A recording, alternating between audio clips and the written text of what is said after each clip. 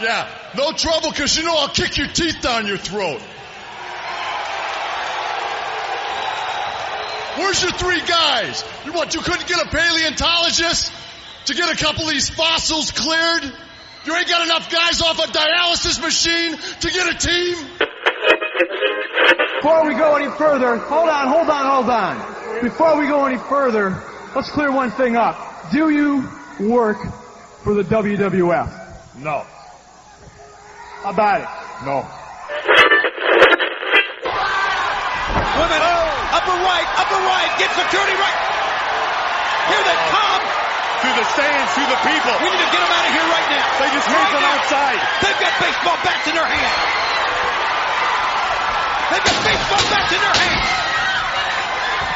And we've got security everywhere. Oh my goodness. And we've got to roll up in the ring. We got a 1, 2, 3. Is that it?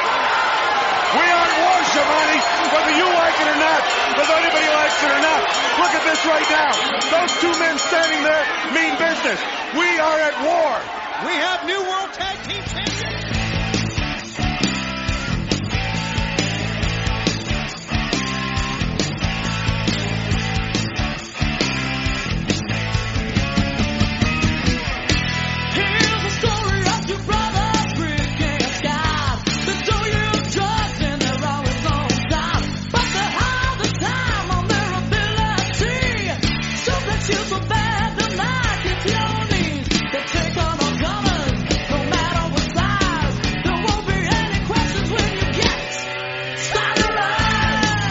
Hello, my name is Bob Bamber and welcome to the Wrestling 20 Years Ago podcast. We're going back in the time machine to June of 1996, Volume 2 of this month's show. Volume 1 is your WWF show looking at King of the Ring, and Volume 3 looks at all things ECW.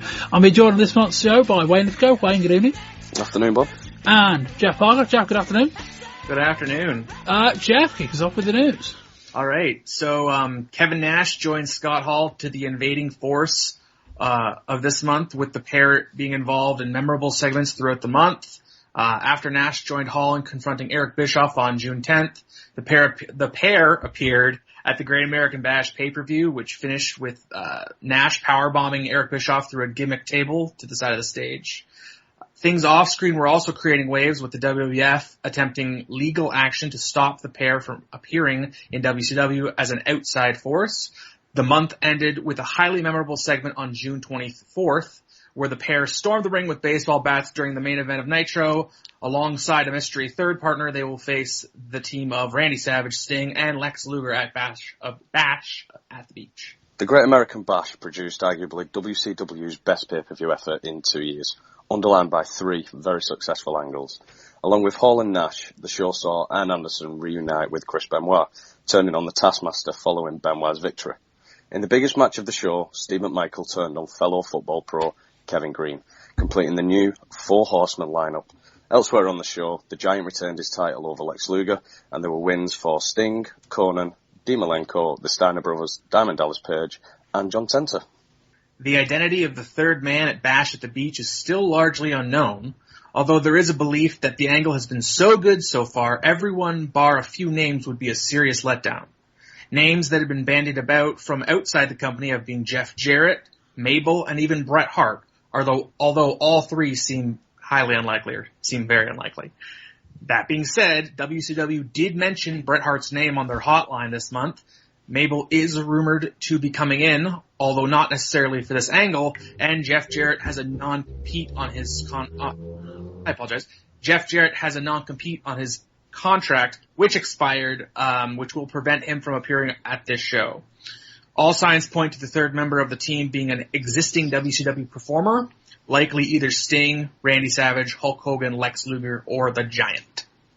While neither will be appearing on the next pay-per-view, expect Jeff Jarrett and Ted DiBiase to be joining WCW at the earliest opportunity. Jarrett's non-compete won't end until October, mind. WCW is said to have made formal offers to Rey Mysterio Jr. and Chris Jericho. Mysterio featured twice on WCW this month. Jericho is still working down in DCW, amongst other places. It's also said that there was an idea to have Dusty Rhodes in Eric Bischoff's spot at the pay-per-view. However, they likely stopped it due to him being significantly bigger than Bischoff, given the bump that they wanted to do. A tribute show to Ilio DiPaolo ended up seeing WCW draw its highest gate in history, with over 14,000 paid fans paying a record $193,000 gate. This beat out the Flair Funk match from the Great American Bash in 1989, which drew a fractionally smaller gate of 12,300 fans. The show was part WCW wrestling event, part legend show, involving an appearance by Bruno Sammartino, who was also involved in other WCW shows later in the month. Nitro dominated the months for ratings, although the promise of Hall's big friend did not move the needle in the second week. On June the 3rd, Raw did a 2.3 to Nitro's 3.4. On June 10th, the debut of Kevin Nash didn't stop Nitro losing out 2.6 to 2.7 for Raw, a rating of which at the time was so bad that Kevin Sullivan wasn't even allowed into the booking meeting the next day. However, Sullivan's stocks did improve, as on June the 17th, the night after the pay-per-view, Nitro beat Raw by a full ratings point, 3.4 to 2.3. On June 24th, Nitro beat 3.3 to Raw's 2.7 the night after King of the Ring, and Nitro's replay does continue to do very strong numbers. On the June the 17th show, it did a 1.5. Larry, thank you very much, gentlemen. Inside 2 weeks, we're away from the Great American Bash in Baltimore on Sunday, June the 16th. Both of these gentlemen have major commitments at that spectacular. However, the question is, Lex Luger, after tonight, what's going to be left of you? You've got the Steiners tonight, heads up on what we saw last week. Really, I think some kind of an indication what we can expect tonight. The intensity level at the end of last week was definitely very high, Gene. Steiner brothers, myself, take a look what happened here last week. My goodness, it turned into a free-for-all. Are we talking about some footage here? Yes, that's it. Yes. What this footage demonstrates is that things got way out of hand. And what I'm saying is, and that, as you can see in that footage, the Steiner brothers 2-on-1 on me. I came down to cheer for my friend in a very important match, Sting, involved in a big match. Steiner came down and things got out of hand. I'm always painted as the bad guy in all these scenarios. Hopefully, we've had a week. Cooler heads will prevail. Now, Stinger? I don't know, Sting, if cooler heads are going to prevail. I got to be honest with you. Lex, I know what the Steiner's argument is going to be to this whole situation because all the footage wasn't shown here. There was a time where Scotty had me set up for a suplex out on the floor, the cement floor that is, and you kicked him in the gut. That's going to be their argument. Well, that you did actually, you provoked them if you want to know the truth. I do want to say something here. Steiner brothers and I, we go way back. We go back how many years? 8 years? A long time. We're all very competitive. Tonight is a huge match. We're talking about the WCW World Tag Team titles. Indeed. Last week was a big match for both you guys. Big reputations on the line. Mm-hmm. I was down there, but let me tell you this, Stinger. If you guys are such good friends, I'm standing there watching, and Scotty Steiner picks you up over his head on the floor. There's a suplex on the floor. The friends do that to friends. Hey, just a second here. Wait a minute. Hey, gentlemen. What I want to know is why you kicked my brother and pushed him back in. Hey, there's a time and a place. That's a cheap shot. That is a cheap shot. And the friends suplex somebody on the floor. Let me ask you that. My brother was trying to win. Hey, on the floor, listen, I was trying to win too. The bottom line is, if Lex was going to get suplexed by anybody on the floor, I might have to kick somebody in the gut too. So I don't know if that's such a cheap shot. Hey, well, I guess that's what's going to happen. If you stick your nose in tonight and cheap shot it, that's what is going to happen. You know me and Gene, I took this match with Sting last week for tonight to wrestle for the tag team titles. And Lex Luger, you get mace from me. No, I'm pointing at you right now. I'm pointing at you right now. I'm going to jack you in the ring if you get me hot. I knew this would happen. No. We're trying to have an interview here. Number one, you barge into our locker room and you start talking trash. You guys had a match last week. You thought you had something last week. Well, let me tell you, Scotty, it's going to get a lot more intense this week. Hey, you guys! Just a second, gentlemen. I'm not going to condone that. Get up. We're going to cut you off the air. I will never interview you people again if you're going to come in here like a bunch of, I just can't believe this thing. We start Nitro on June the 3rd with an interview with the Shark, who hasn't shaved the other half of his hair off to remind him of the embarrassment. He's not the Shark, he's not an Avalanche, he's John Tenta, and he's out for revenge. He runs off Big Bubba in the end and wins by countout. We get a promo from Sting and Lex Luger. Plenty of comments surrounding the main event from last week between Sting and Scott Steiner. They get interrupted by Rick and Scott. Luger shoves Scott and the thing diffuses. Good segment that. Next up is the Face of Fear against High Voltage. Barbarian hits a lovely top rope belly to belly suplex. They follow that with a double top rope splash and a Mafia kick for the win. The kind of athletic performance that fans will quickly get behind. Lord Steven Regal defeats Hacksaw Jim Duggan thanks to a distraction from both Earl Robert Ian and Squire Dave Taylor. We see a clip from the main event with a confrontation between Regal and Sting. Regal lays out Sting with a backhand. Back on Nitro, Regal says that when he gets him at the Great American Bash, he wants him at his best. We get a nice video package of Chris Benoit's rivalry with Kevin Sullivan, largely from footage shown from Saturday night over the last couple of months. Sullivan won a squash over Prince Iukea. Sullivan's post-match promo mentions Hulkamania. We're still not done with this shit. Sullivan references Brian Pillman as being a quitter. We get the Nitro debut of the Rock and Roll Express. They're facing Flair and Savage, who come out in NFL jerseys. Flair's wearing Green's 91, Anderson McMichael's 76. Warren and Miss Elizabeth have to pull the jersey off of Anderson. It's that tight. They put up a graphic on the screen showing a countdown to the start of the second hour, e.g. when Raw's starting. The clock strikes 0 and we get a full rack of pyro while the match is going on. We get a double figure 4 spot with Morton and Gibson on the offence. Flair escapes but throws a fit as they regroup on the R-way. Flair gets shoved to the ground by the referee. Heenan at one stage wanders over to have a chat with Woman and Miss Elizabeth. After a long match, Woman rakes the eyes of Gibson, Arn DDTs him and it's all over. We join the banquet table on the R-way. Heenan is with Flair, Arn, Woman and Elizabeth. Arn says he barely fit into Michael's shirt. Not only are we tougher athletes, apparently we're way too big. Oaken asks Heenan if he's managing Flair and Arn at the Great American Bash. Heenan says he made a promise and he's keeping it. He pulls out a Madden trophy and says, I said I will never manage again, but I will coach. Another Blood Runs Cold promo. Glacier is coming soon to WCW. We get a Hogan video package, so we don't forget who he is, obviously. Giant squashes Ice Train instantly with a clothesline off of a distraction. Scott Norton gets in the ring. Giant chokeslams Norton twice. Giant asks why WCW are running packages on Hulk Hogan. Kind of got a point. Hugh Morris comes out for his match next with Norton, who's still recovering. Morris hits a leg drop. They then continues the beatdown. He gets a bit cocky. Morris comes off the top and Norton punches him on his way down and gets the win. It kind of messed that spot up a bit, but they went with it anyway. We get a training video with Green and McMichael learning the ropes, literally. Green thinks he's playing football. McMichael has them a bit better scouted. After McMichael eyes Green eating a Slim Jim, they decide that they need a coach. That man is Randy Savage. We get the main event of the Steiners versus Sting and Luger. Randy Savage phones in on commentary. Savage says he will be the head coach for Green and McMichael. Heenan begs him not to. Giant comes out during the match and chokeslams Rick Steiner on the R-way. The ring clears and Luger goes after Giant. Luger rallies and fights him off with the help of Sting and Scott Steiner. Luger clotheslines him over the top. Heenan ends the show pleading with Savage not to coach the team.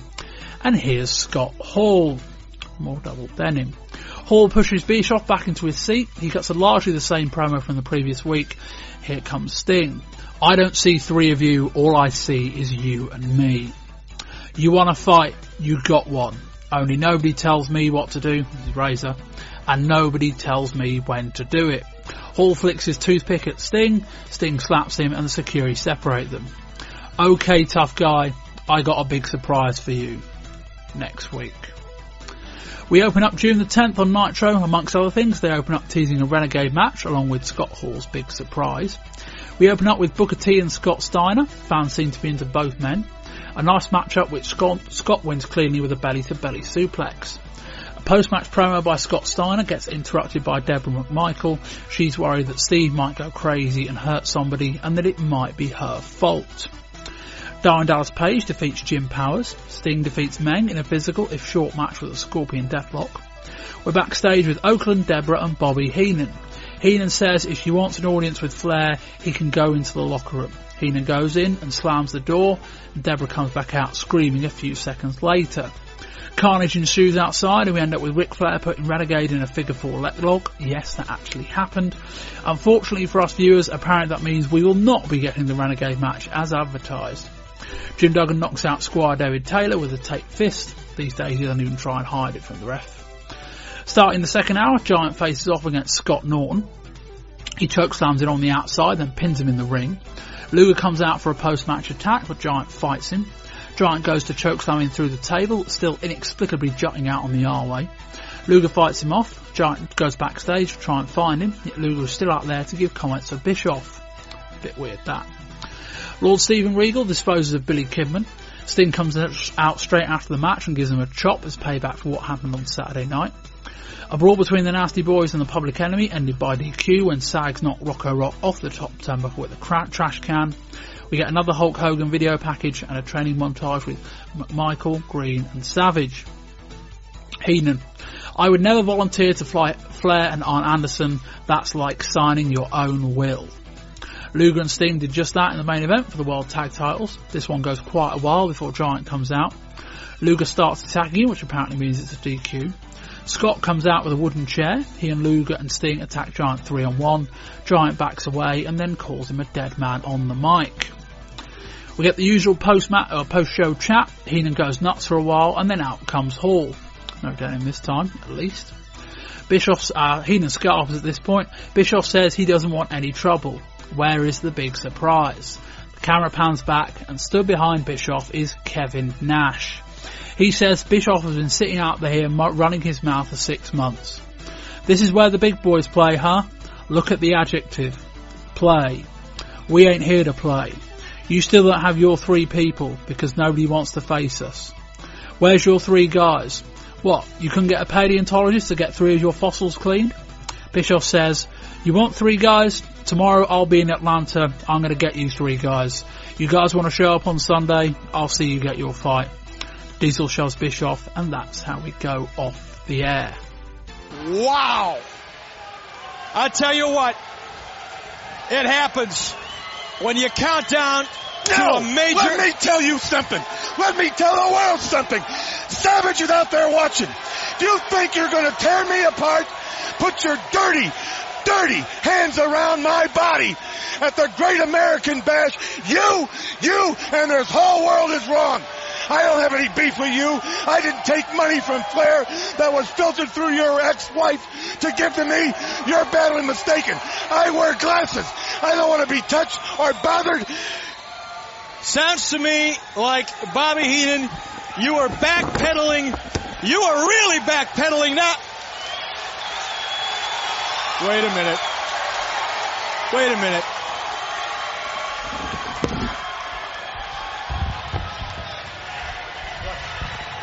I don't want any trouble with you.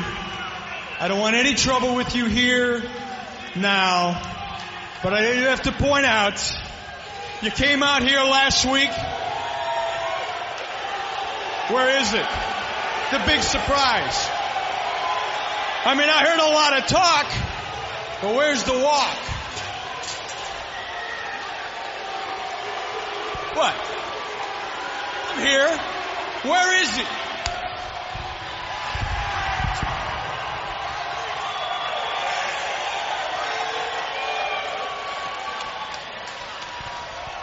You've been sitting out here for 6 months running your mouth. This is where the big boys play, huh? Look at the adjective. Play. We ain't here to play. Now, he said last week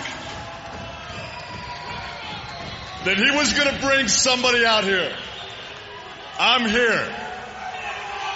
You still don't have your 3 people. And you know why? Because nobody wants to face us. This show's about as interesting as Marge Schott reading excerpts from Mein Kampf. No trouble here tonight. Speak your piece and Yeah, no trouble because you know I'll kick your teeth down your throat. Where's your 3 guys? You couldn't get a paleontologist to get a couple of these fossils cleared? You ain't got enough guys off a dialysis machine to get a team?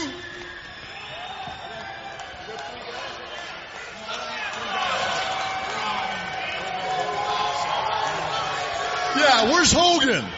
Where's Hogan? Out doing another episode of Blunder in Paradise? Where's the Macho Man, huh? Doing some Slim Jim commercial? Hey, we're here. You want to say something?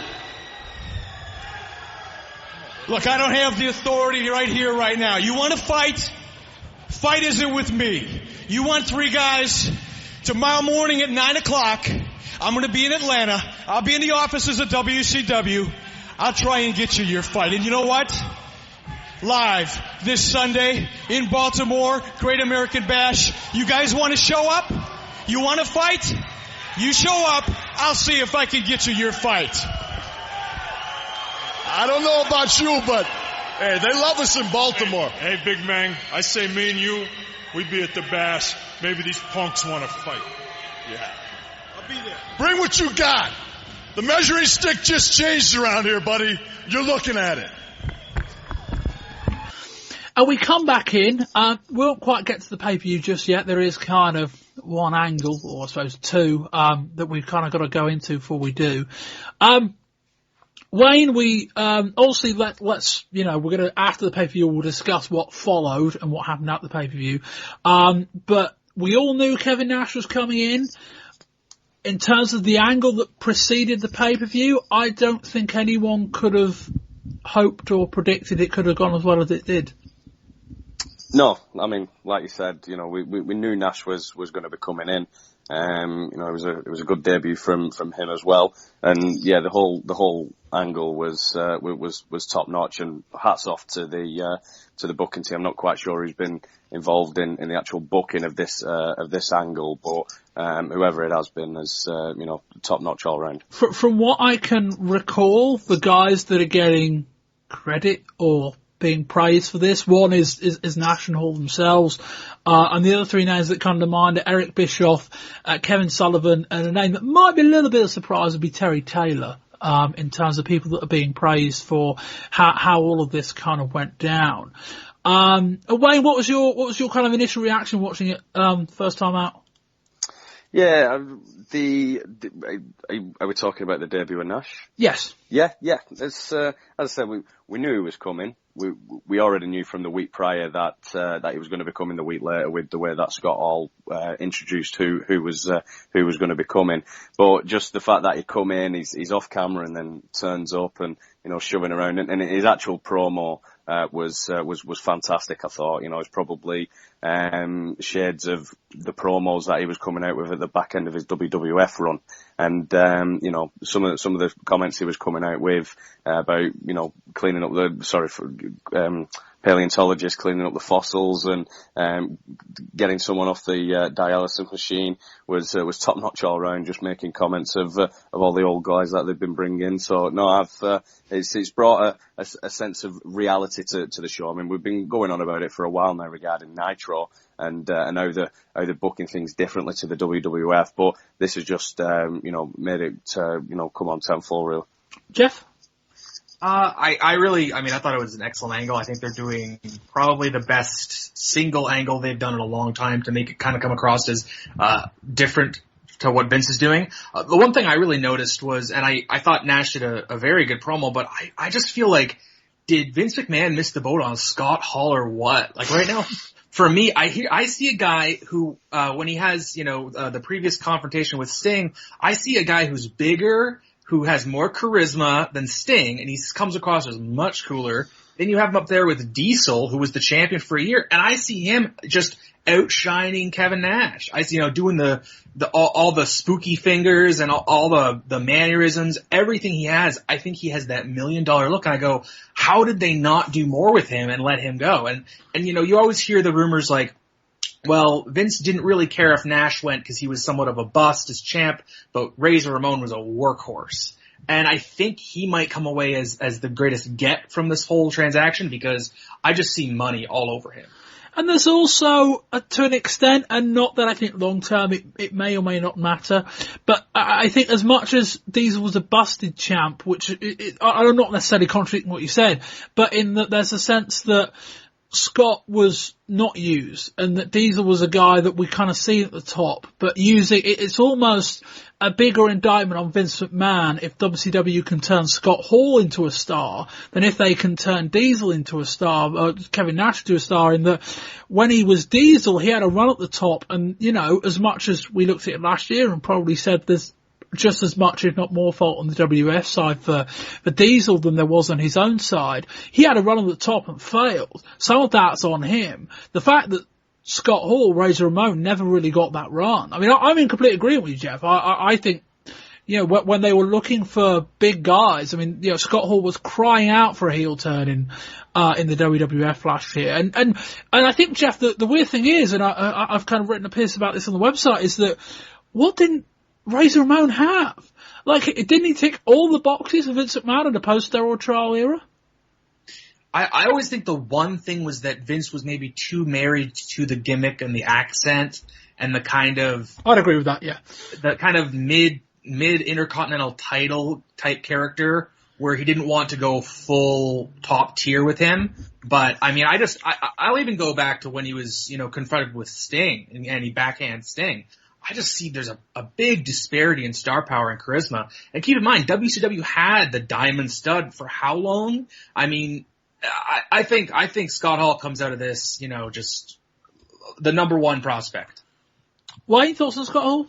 Well, I think we've said a lot about him over the course of the last 12 months, and my stance won't change on him. I think, like, you know, Jeff just said, WWF have really missed the boat on this guy, and he's obviously showing it now. Just in the 3/4 Throw Nitros he's been on this month and last is how much star power he's actually brought with him. Even the small things, like when Diesel's kind of giving Bischoff Kevin Nash going to get a lot of that. When Kevin Nash is giving, you know, Bischoff, you know, like all the spiel, Razor's Scott Hall's there rubbing Bischoff's hair and like pushing him about a bit, and that kind of thing. You know, and to an extent it works in that if you never pick on a person in authority, when you do, it's going to have more impact. I agree with Jeff. I thought, you know, we didn't necessarily directly reference the angle with Sting the previous week, but that was excellent too. I think both guys deserve credit for that as well. Sting is a bit more limited, but, you know, tell Sting, go in there, show a bit of passion. You know, he's a pretty good guy for the job. And yeah, it was intense. And as we go through the month and as we pick through the month, it's going to get even more intense. Story me, baby. Story me. All right, I'm here. I'm on the apron. Okay, I'm watching you and protecting your back. This is you, baby. You got to come hard and low with a cross body block here. Then you got to get in a 4-point stance. Football. That's it. 4-point stance like you're in goal line. You got to penetrate on their side of the football, and you got to make the play in the back of the line of scrimmage, right there. Tackle for a loss, baby. Oh, I can see what you're talking. Wait just a minute. Let me get over in the chair.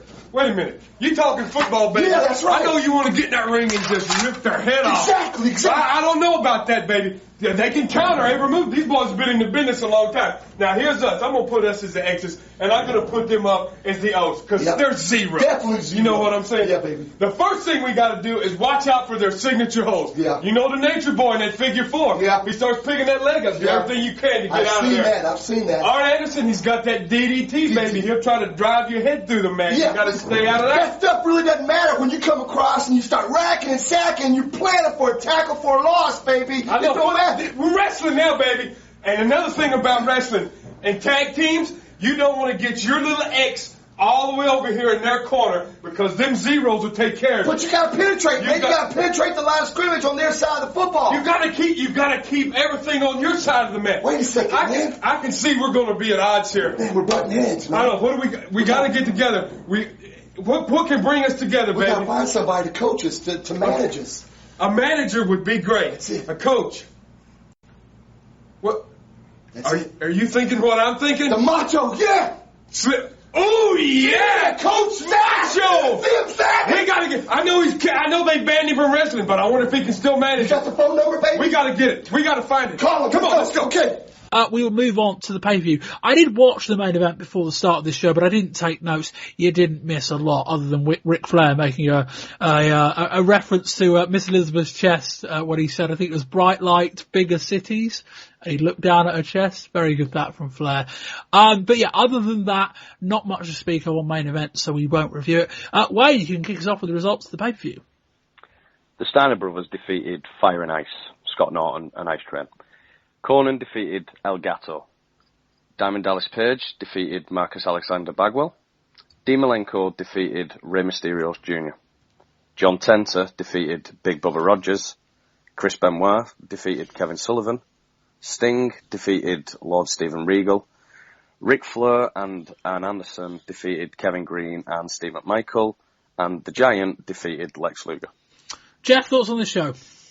I loved it. I thought it was a great potpourri of a variety of styles and everything, something for everyone's tastes.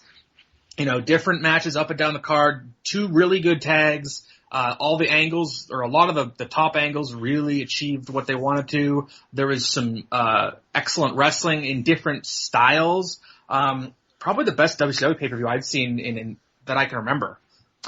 Yeah, I think the only, and it's not to say it was necessarily even a worse show, I think the only one that sticks out to mind in terms of what we reviewed is Spring Stampede from 1994, which I'd probably argue was a marginally stronger wrestling show, in that it probably had 2 or 3 matches that were probably better than the majority of stuff on here. But I mean, Jeff, we were here last month reviewing whatever the Slamboree. How can the same company, in the space of 4 weeks, 5 weeks, produce 2 such diametrically opposed shows? I don't know. Yeah, honestly, I think that's the inconsistency that is WCW. I think you have all these guys under contract that on any given night can lay an egg or can go out there and put on a really good performance. You have tremendous depth when it comes to veterans and workers. You just got to put the right pieces in the right spots, and things should work better. I think a lot of the problem with Slamboree, as we noted, was certain people maybe not wanting to do jobs and certain people not wanting to put other guys over, and it just came out as a pretty train wreck schmoz.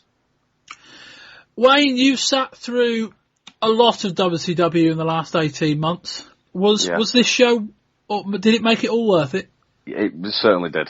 It certainly did. I mean, we covered it off in the news there, and their thoughts is it's the best pay-per-view within the 2 years. And that was my thought, actually. Your thoughts, apologies. Well, your thoughts are always positive, as I mentioned. So, but yeah, I'm in agreement with you, Bob. I think this is the best pay-per-view by far from all the ones that since I've started doing the show, which was at the start of '95. So, out of all, the pay-per-views I've sat through, this one outshines all the rest of them, by a considerable amount as well. We had excellent progression of storylines. Everyone was, I say everyone, 9 out of 10 of the performers hit it out of the park. We had 3 quality matches in my eyes, and another 3 that were very, very enjoyable as well. Like you said, has it been worth it? I think I'm now sitting here saying, yeah, it finally was worth it. Yeah, well, that had to pay off eventually, I guess. You'd hope so. But I just wonder, because we in Volume 1 we covered King of the Ring as well. I just wonder whether this Hall and Nash stuff is just lifting the kind of tide in both companies, and there's a bit more competition going on, because it's a bit coincidental that 3-4 weeks after Scott Hall rocks up on Nitro, WWF probably had their best pay-per-view since sometime in '94. I think I preferred Survivor Series to WrestleMania, but sometime in '94. And WCW have their best pay-per-view since probably Spring Stampede in 1994. I don't think that's a coincidence. And if this competition and all this kind of fighting between the two companies is going to lift the quality of the pay-per-views, then sign me up. There was some...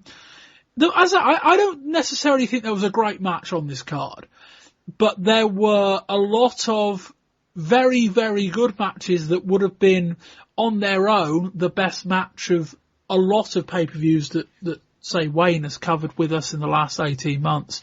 And the one thing where it did stand out, and Dave Meltzer said that in terms of this factor alone, it might be the best pay-per-view he's ever seen, in that they tried 3 different angles on this show, 3 quite significant angles on this show, and they were all home runs. And that's not something you can guarantee. Anyway, we start off. The biggest thing as well, sorry, Bob, I should have mentioned it before, is no Hogan as well. It's funny that. Although not that the main event was a great match. Hogan could have main evented this show and it would have been no less enjoyable, but I know what you mean. Another interesting coincidence. We're in Baltimore, Maryland, with Tony Schiavone and Dusty Rhodes on the call. Bobby Heenan is off duty for the evening because he's coaching. We start with the national anthem. Craig Pittman comes out carrying the American flag.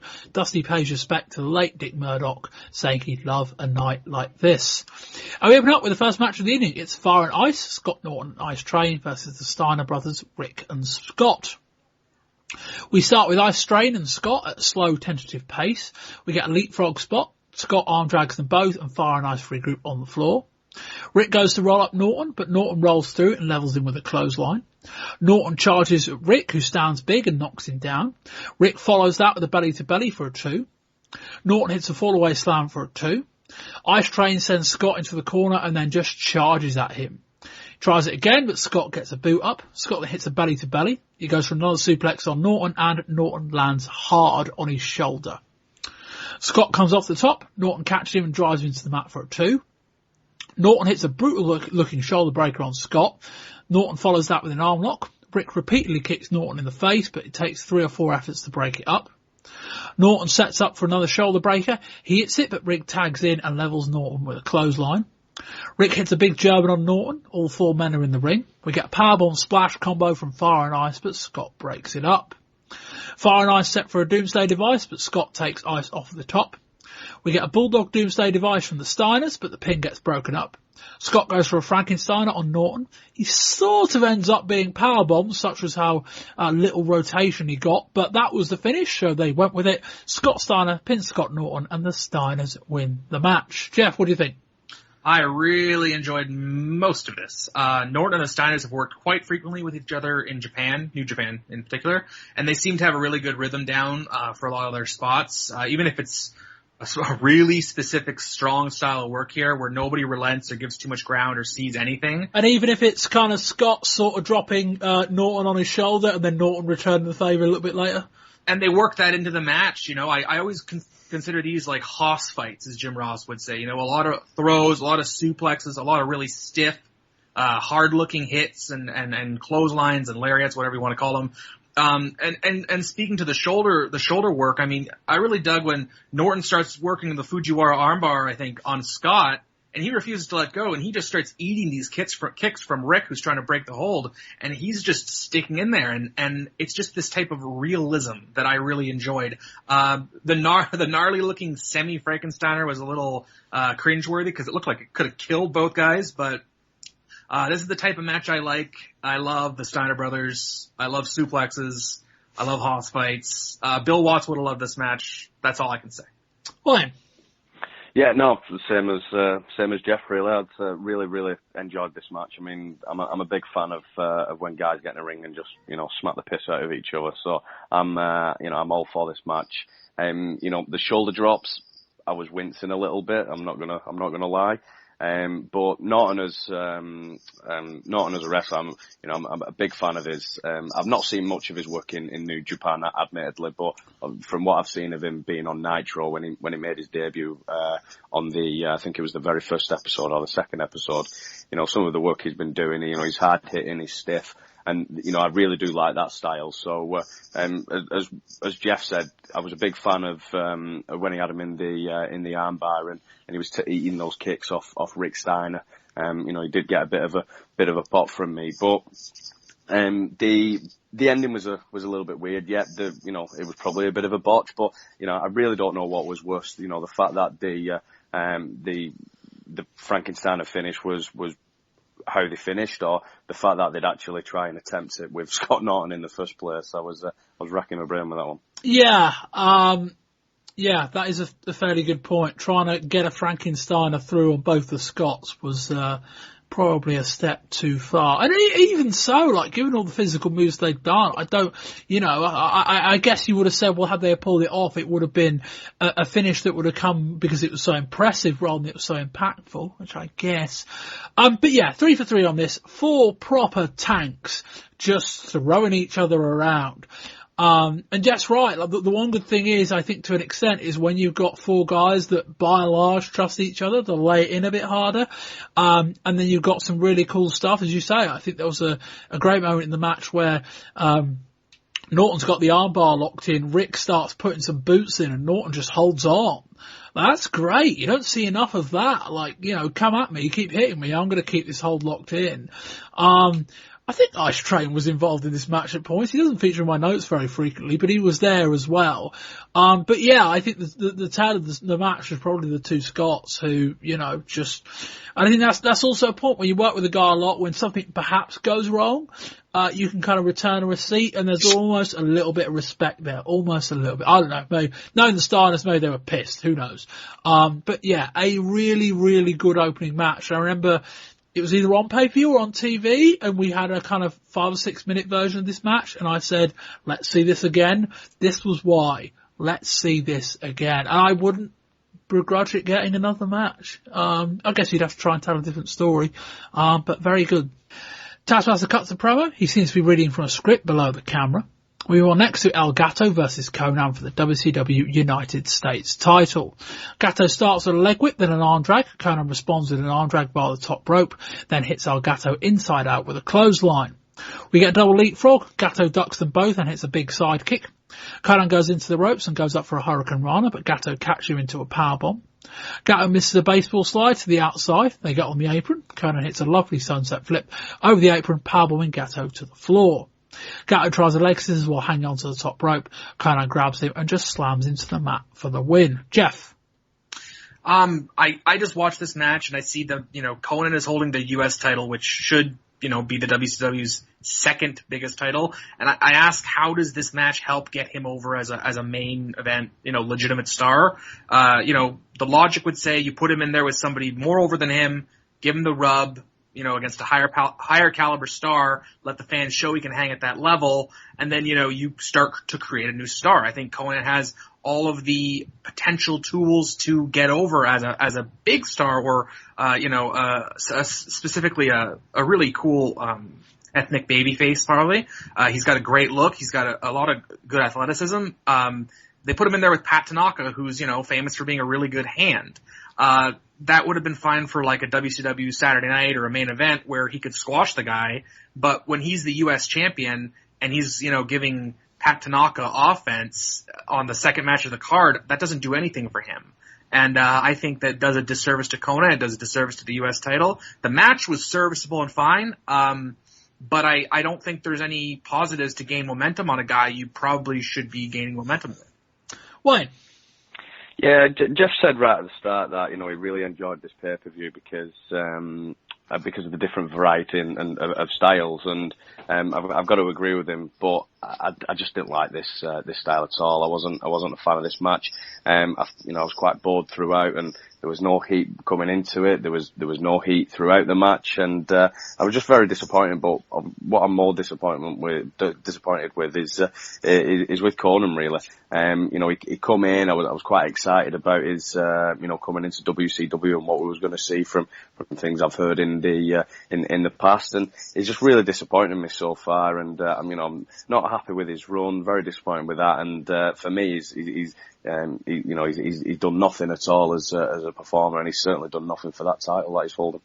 Yeah, I think Jeff touched on it best when it's like, Conan's a relatively fresh act and you're putting him with a guy that nobody knows about. What does that do for Conan? Like, Conan's the guy on the way up. He needs to beat people above him, not below him. I think that was a problem with this match. The match in itself was fine. It was technically very good. Pat Tanaka can go. Conan can go. Jeff, is it a fair assessment of Conan that he is about as good as the opponent you put him in the ring with? Yeah, that's a very fair assessment. His work down in Mexico, it's all about a lot more heat-seeking and selling and psychology and really getting into to how to work a crowd. And I think when you're coming into WCW and they're not very familiar with you, it's more incumbent on him to be more athletic and to do a lot more things that they're asking of him. And while he can do high spots, he has to fill in between the lines, and I don't think he's there yet as a worker. So it would be probably a lot more optimum for everybody involved to put him in there with really good hands who are established. I mean, obviously the token answer would be let him work 6 months with Arn Anderson. But I think if everybody who needed to work with Arn Anderson could, we'd have a lot more stars. Unfortunately, we can't clone yet, I don't think, Bob. So until we can get 50 Arn Andersons to work with all these guys, we're stuck with Pat Tanaka. But yeah, I mean, Conan, he had some great stuff with Jake Roberts, obviously with the AAA deal. It's just a matter of putting him in there with guys who can highlight his strengths, emphasize his strengths, and hide his weaknesses. Yeah. Conan needs name opponents. He doesn't need, to an extent, I know he had a really good match with Psychosis, I think, back on the Clash, but he doesn't even need matches like that. To an extent, okay, if he's having great matches off the reel, it won't matter. But I'd rather him, maybe not Jim Duggan, that's probably too far the other way, but put him in the ring, he's babyface, put him in the ring with a guy fans care about that can go with him to a good match. Arn Anderson's a perfect example. People like that. You can put him in the ring with that will help get him over. That's what he's missing. We get a promo from Sting, who dials in a fairly decent British accent he calls Regal a prissy. Sting loses his trail of thought, so pretends he's about to say something controversial. Not getting past me, Sting. I know you mucked that up. Next up, it's Diamond Dallas Page versus Marcus Bagwell for the Lord of the Ring prize. Bagwell turns his back and Page bundles him to the outside to get an early advantage. They brawl on the outside and Bagwell drills Page into the guardrail. We get a double leapfrog spot, then Bagwell just knocks Page down. Bagwell knocks Page to the outside, then dives out there with him. Bagwell climbs to the top, but Page stumbles into the ropes to crotch Bagwell. Dusty suggests that you want to try that at home, jump on top of the clothesline from the top of your roof. Maybe don't try that. Page hits a gut-wrench backbreaker of sorts. We get a long abdominal stretch. Page hits a tombstone flapjack for a 2. Bagwell rallies with a clothesline and a back elbow, then a slingshot clothesline for a 2. Bagwell hits a head scissors and both men go down. Page hits a desperation diamond cutter, rolls over Bagwell and pins him clean for the 3. Jeff? My main note here was I really appreciated that the commentary started calling him Mark Bagwell instead of Marcus Alexander Bagwell, because that's just such an annoying mouthful, and it's not like being called the American male is going to get, a bunch of teenage boys buying his t-shirt. I think they have an athletic, handsome young man there in Mark Bagwell. But Marcus Alexander Bagwell, it just seems kind of nerdy. It seems a little, over the, I think there's some raw goods there. I think Vince McMahon could do something special with him. He's got a great drop kick, which is always something I appreciate from a white meat babyface. Other notes, Diamond Cutter, obviously getting progressively more over with fans. Page works really hard. I really appreciated the commentary during this match, especially Dusty. I thought he really hammered home a lot more coherency than usual. He really, nailed down a little more of the psychology of why the guys were doing what they were doing, how it would hurt. He was making fun with Shivani's analogies, like you mentioned about, falling off the roof. And I was thinking Dusty maybe took this more seriously due to the passing of his late friend Dick Murdoch, and maybe thought to bring a little more professionalism and an A game tonight. Because a lot of the time these commentators seem to just phone it in. And for this match, with two guys who are kind of on the bubble of relevancy, commentary can help bump these guys up a level. So I appreciated that. Yeah, I'd agree with the Dick Murdoch sentiment. I think it probably also helped during this show. One, that it was a very good show, and two, also that probably Heenan wasn't there. Dusty will bounce off Heenan, and a lot of it isn't great. With Heenan not around, Dusty's actually got to focus more on the action, and that came across as well. Wayne, what do you think? Yeah, first things first. After the reports that we've read in the news ourselves regarding Bootyman not wanting to do the job for Page, I never thought I'd be thanking him, but, thank you, Booty Man, for not putting us through what we saw a couple of months back. The match itself, it wasn't a great match. It wasn't a bad match. It was probably somewhere in between of that. I think it probably could have been a little bit better.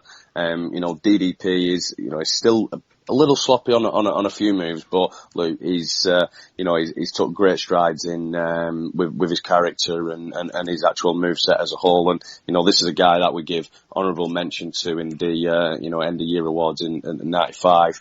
And I think it's a guy that we're going to talk about in some detail at the end of the '96 year awards. So no real criticism on DDP, because he's really, really improved. But I think I was probably expecting more from Bagwell. I've seen him in tag matches over the last few years with Too Cold Scorpio and Patriot, and obviously his tag team that he just got together in the American Males, and I enjoyed his work that I've seen, but this, I was probably expecting too much from him as a singles competitor in this match, and I think this could have been the platform for him to get out of the tag team picture and get on a singles run. But unfortunately, he just didn't do it for me at all, and it was a bit of a disappointment because there was his comeback as well. There was no real fire. And maybe that's due to his size and the moveset that he's doing is he can't do that moveset that he did as a tag wrestler because he's put on quite a bit of size in the in the last few months, if not a little bit longer. Yeah, I think Dave Meltzer referenced that people are maybe looking into his size too much and forgetting the back he's actually quite a good wrestler, and I'd agree with that. I think these are two guys that are on their way up the card. Paid probably more so than Bagwell. But it's a kind of nice match. And I think, dare I say, I think this is probably a match that on another show would have stood out a bit more. Given that it's in amongst a lot of really good matches, it's perhaps one of the more forgettable on the show. But it was a solid match, and the Diamond Cutter's getting over. You have a guy use a finisher regularly that looks quite cool. And if he pins people with it, people will start reacting to it, and they are starting to. Got a way to go before it gets to kind of torture rack levels of over, but Page is on the way. We had a really nice promo from the Giant previous match with Lex Luger, and we move on to Rey Mysterio Jr. versus Dean Malenko for the WCW Cruiserweight title. Early exchange of flips and holds. They each exchange an arm lock, a kip up and a standoff. Mysterio counters an airplane spin into a lovely arm drag that sends Malenko to the outside. Mysterio jumps off the second rope over the top and then drop kicks Malenko off the apron. Mike Tenay is on commentary, which is always useful given that he gives us a proper background on Mysterio, who he says has been wrestling since the age of 14. Malenko hits a catapult, sending Mysterio over the top to the floor. Malenko goes for a baseball slide, but Mysterio retreats back into the ring. Malenko goes after Mysterio's arm with a nice arm lock. He puts an arm between the guardrail and then kicks it. Mysterio springboards off the top with a drop kick, goes for a Hurricane Rana, but Malenko catches him and then kicks into the floor. We go back to the arm. Today mentions that on Thursday, Eddie Guerrero won the Super Juniors tournament in Japan. Lots more arm holds, then a surfboard stretch. Malenko drops Mysterio out of the stretch into a nice bridging pin for a 2, then goes back to the left arm. He goes for a butterfly suplex, gets the 2, then goes back to the arm. Mysterio sends Malenko tumbling through the middle ropes, who takes out the cameraman. Inexplicably, Mysterio's arm is now far enough to allow him to hit 3 springboard moves in a row. Some lovely transitions. Mysterio hits a Frankensteiner after vaulting off the top rope for a 2. Malenko goes for up the top. Mysterio hits a Frankensteiner off the top. Mysterio counters a block for a 2. Mysterio jumps on Malenko's shoulders. Malenko slams him down into the mat with a powerbomb, then uses the ropes for leverage for a pin and for the 3. Jeff, I think a lot of people are going to really like this match. The one thing that took it out of it for me was Mysterio just didn't sell the arm. Well, I mean, again, I think over the months and years I've done this podcast, one of the things that I kind of always harken back to is kind of that old school logic. And if he's not going to sell the arm, you lay it in a little harder until it starts to feel kind of like it really hurts. And then you realize if I sell the arm, it'll stop really hurting. And I think if Malenko wanted to lay it in here, he could have. I don't think it was an issue of anything but that lucha style where you have a lot of high flying, a lot of suspended reality. You want to showcase the best Mysterio has to offer. So right there, you just want to have him do the springboards, do the moonsaults, do the whatever, the flippy flops, whatever, and just kind of, put the psychology aside. That's the best I can give you right there. Wayne?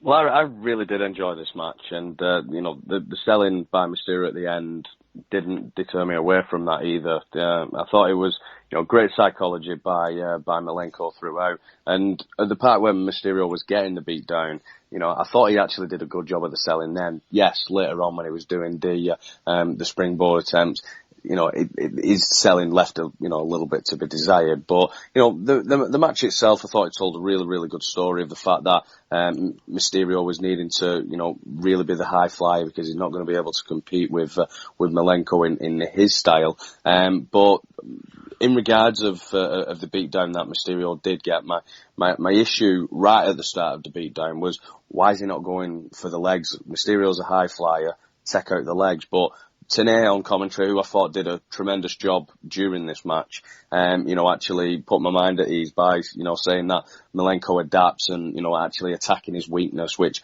I thought really did a good job of putting Malenko over that. I can just adapt to anything really, and, you show me a sign of weakness and I'm going straight for it. And, the finish out of nowhere probably fits, Malenko's assassin Iceman gimmick, which I'm really buying into, and again that goes with him going for the weakness before, and the match I'd probably say put Mysterio over and really put him on the map as well. Now, I'm not saying this for his style, I'm a big fan of his style, but the fact that he didn't give up during the match and Malenko had to cheat to win, which, watching the rematch in the episode of Nitro the night after has annoyed me a little because Malenko's not a heel character, but the fact that he's had to cheat to win in this match, but then pins him clean in the rematch the next night, I just didn't buy it at all and just didn't sit with me well. Yeah, I think that there's some inconsistency issues here in terms of they brought Mysterio in as this potentially, quite big name lucha act, loses two out the gate, first one via kind of heel tactics and the second one just completely clean. There's also the kind of factor that this wasn't really a lucha style match. As Jeff alluded to, my criticism of Mysterio is, I think, probably quite valid, but also I think Mysterio has a good excuse in that the lucha style doesn't involve a lot of selling. One, it impeded how this match came across, but two, it probably impeded Mysterio's ability to kind of get himself over. We saw some of it. The match on Nitro, we probably saw a little bit more, but it took a while to take. Jeff, your thoughts on Malenko? Clearly a very good act, but it's not quite clicking. Well, when the act is he's an Iceman, which is kind of like saying he's okay if he's boring. I don't know. I think he's so technically great. Call him Mr. Boring. Yeah. I think it's just he's so smooth, and I appreciate what he does, but you could appreciate it so much more if he put some. I'm not saying he has to be, a dazzle, nature boy Ric Flair, wooing, chopping, doing all that stuff. But there needs to be a little more emotionality and expressiveness in his body language and his facial expressions, so we see something resonate in his actions. Whether he's a heel or a face or a tweener or what, the masked guy in the ring is putting across more facial expressions than he is. And I think that there's only a certain level Malenko can get in today's North American pro wrestling without putting a lot more emotionality, body language, facial expression. How do you connect with a viewer if you don't put across that anything really matters to you? And I get the gimmick of being, Iceman, ice running through his veins, but I think he can be a much bigger star if he starts to show personality like, Chris Benoit is a very vicious and ferocious and intense guy. And maybe he's not the most charismatic guy on the mic, but he means business. We know the Iceman means business, but we also don't really see him do much of anything when it comes to caring. Yeah, I feel like when ECW presented Malenko as a sidekick to Jason, they kind of had it right. Now Jason was mid-card, but at least with Malenko it was like he can stand behind him as the enforcer act. I don't know that Malenko's a lead act, certainly not yet. He does, as a wrestler he is, right up there.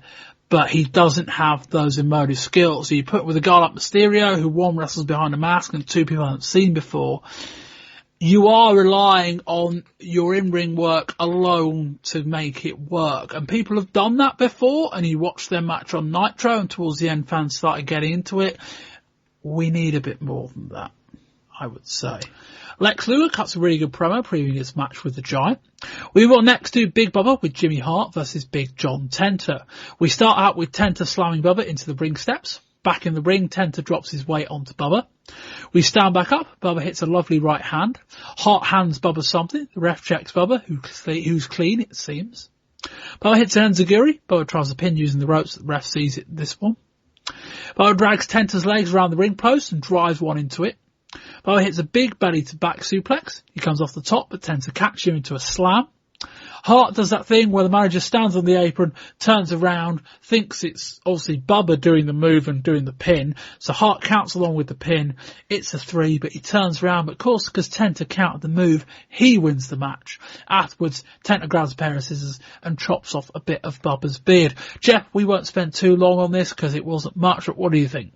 Yeah, I don't want to spend any time on this. I thought it was a complete waste of time. I like Big Bubba. I think he's a really good big man. I think he's got a lot of fire, a lot of speed, a lot of personality. I didn't see the point of him being in this match, though, because I don't think there's much legs to the John Tenta character. I didn't see really the point of putting this on pay-per-view.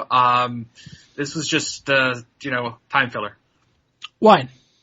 Yeah, that's exactly what it was. It was just time filler, from the Malenko Mysterio match to the match that we're going to get next. You're going to have to put something like this in there. But yeah, no, John Tenta's not been relevant for some time. Big Bubba, like Jeff, I'm a big fan of him, but unfortunately, it just feels like he's treading water at the moment, whether it's due to motivation or what, I'm not quite sure. But the match itself, complete dud, and the finish was it was crap, basically. There was no real revenge for Tenta, which says to me, and we got it the night after, we're going to get a match from these guys.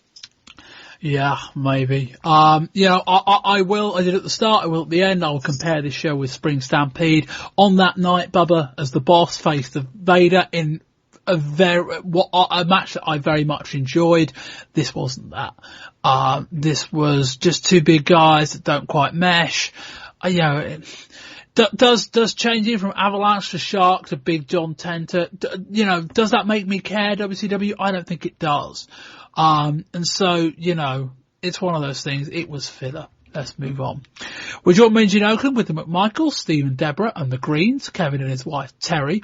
We get a shouty promo from both players, and then Savage comes in. We will next to Chris Benoit versus the Taskmaster with Jimmy Hart in a Falls Count Anywhere match. Benoit runs him over in the R-Way. The brawl starts. They exchange slaps by the guardrail, and we go into the crowd. We go deep into the stands, up the stairs, and into the concourse. From the concourse, we go into the men's toilets. And for once, this is not a gimmick set of toilets. You have to go somewhere to gimmick a set of toilets. This is actually a real set of gents, and there are people in there. Imagine that. Taskmaster slams Benoit into a toilet, then slams the cubicle door on his head. Benoit sits on Taskmaster onto a commode, so sits Taskmaster onto a commode, then slaps him.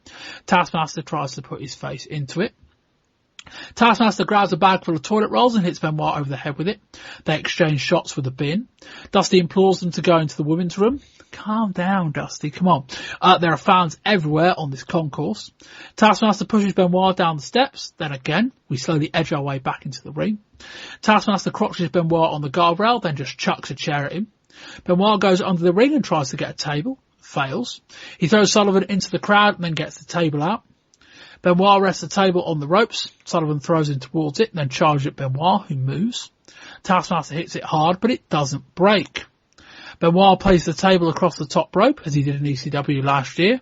He and Sullivan get up there. Benoit hits a suplex off the top of the table. The crowd pop big for that. And then again, when he wins the match. We'll come to the post-match angle in a minute. Wayne, what do you think of the match? Oh, I absolutely love this. This was great from start to finish. As I said, the match one, guys who were just stiff and beating the hell out of each other. I'm all for it, and these guys did not disappoint.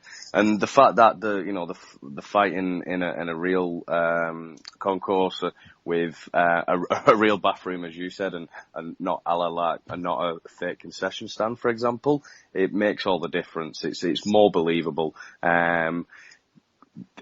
I really, as I said, I enjoyed it throughout. I thought it was great, and I had some laughs throughout it as well, especially the part where they had the bathroom brawl. You had all the guys coming in, the crowd inside the toilet, inside the bathroom, and there was a guy there holding a baby. I mean, there's times and places, and I don't think that was it. I had a little chuckle with that, and then when they were fighting inside the bathroom and then started to leave, a guy just pops out of one of the cubicles, which he was like a bit startled. What's going on here? It was just really did make me laugh, and the sheer fact that they're beating the piss out of each other, and then Kevin Sullivan or Taskmaster just thinks, right, okay, I'll just start hitting you with toilet paper. It was just in a match like this, you don't want to be getting, fun moments out of it, but I just couldn't help myself. And, I'll give, credit to WWF, credit where credit's due. They really do know how to succeed at crowd control, because WCW failed miserably at this, whether it was in the bathroom, whether it was outside. It was quite scary at some points. And Doug Dillinger did a really, really bad job of keeping the crowd in check. Obviously they took the brawl back to the ring, and when they got back in the brawl, they didn't disappoint there as well. And I thought the superplex finish was pretty cool, but unfortunately, if it takes two refs and a manager to hold a table to conduct that move, it just takes the shine away, and stops the magic from or stop appearing like magic. But everything, very enjoyable brawl, and no real complaints from me. Jeff.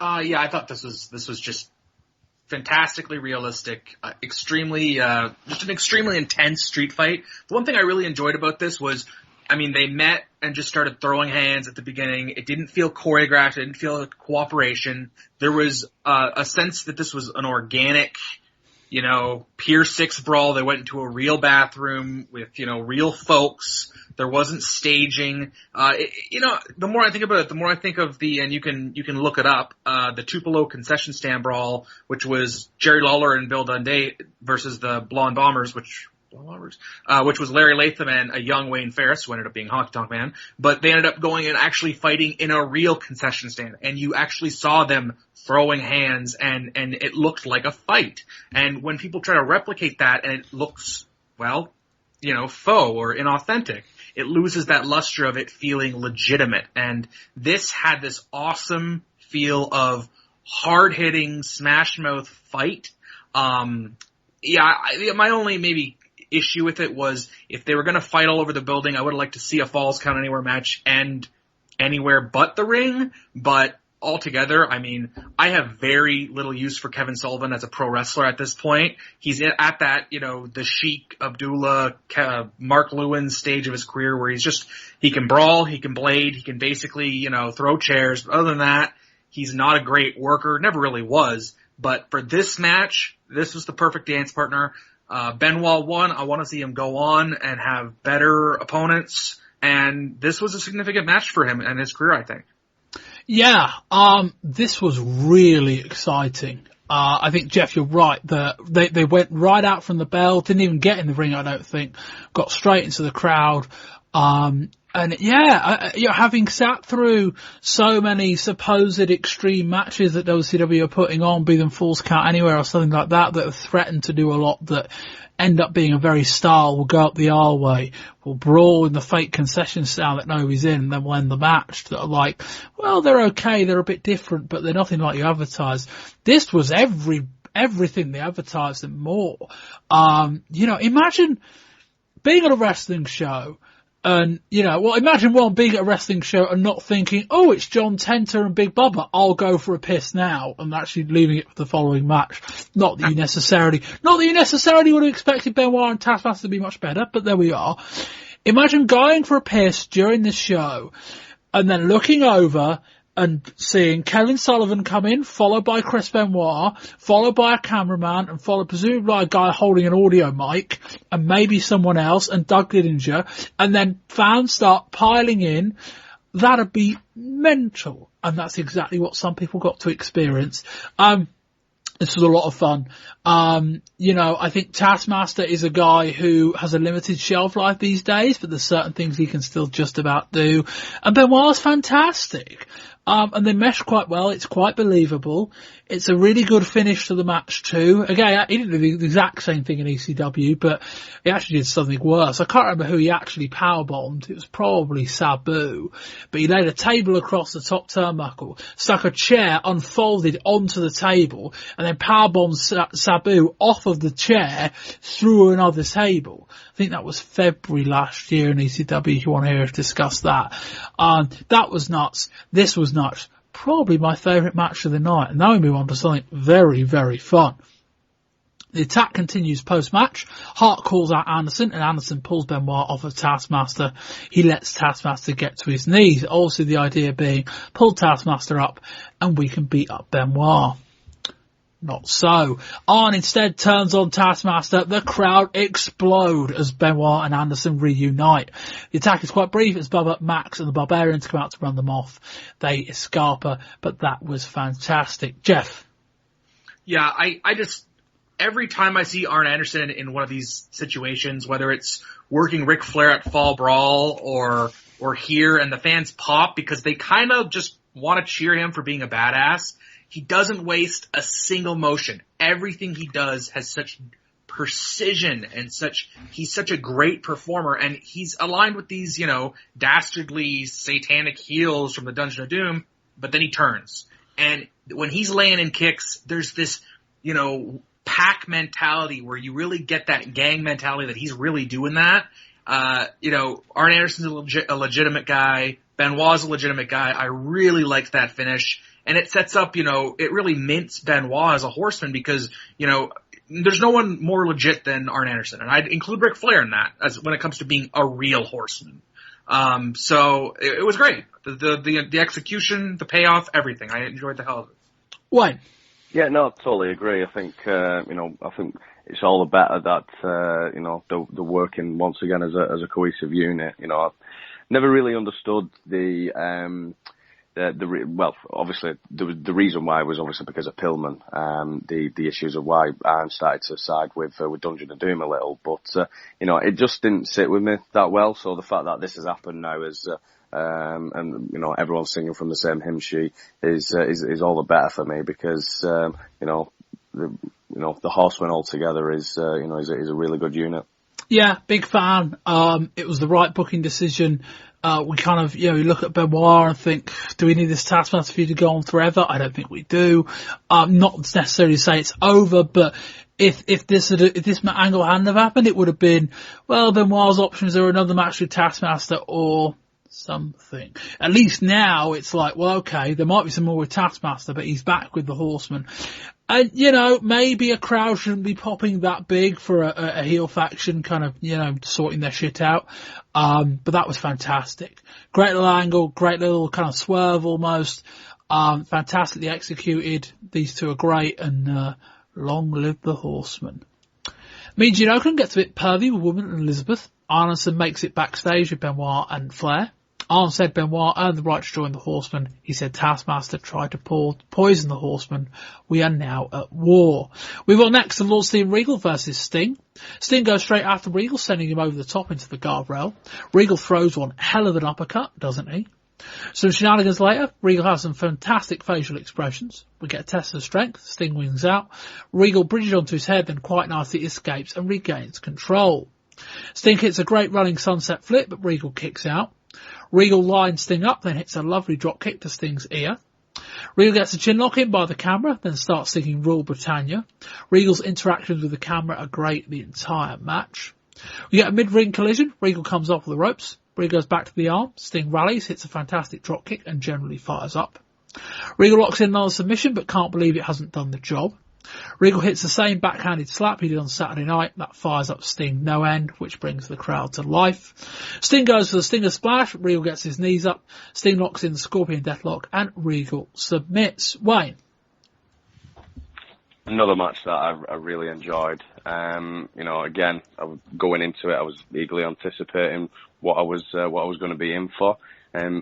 Coming out of it, I'd probably say that I enjoyed it more because of Regal. I think he absolutely knocked it out of the park. His mannerisms during the match. Not just during this match. I think this month, as if you could ever have an MVP for the month, it would probably be Regal's month. I think he's been fantastic throughout. I actually enjoyed a Duggan match on Nitro because of Regal. But obviously, just going back to the match, as I said, the mannerisms throughout was great. I think he's on the top of his game at the minute. The beatdown throughout from Regal was very good. I think probably the only issue that you could probably have is when he had the Regal stretch on. I just don't think the crowd was giving enough heat off the back of it and wanting the comeback from Sting.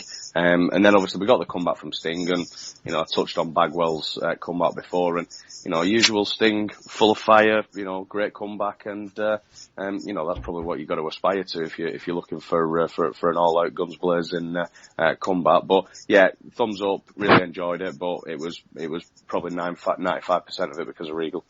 Jeff.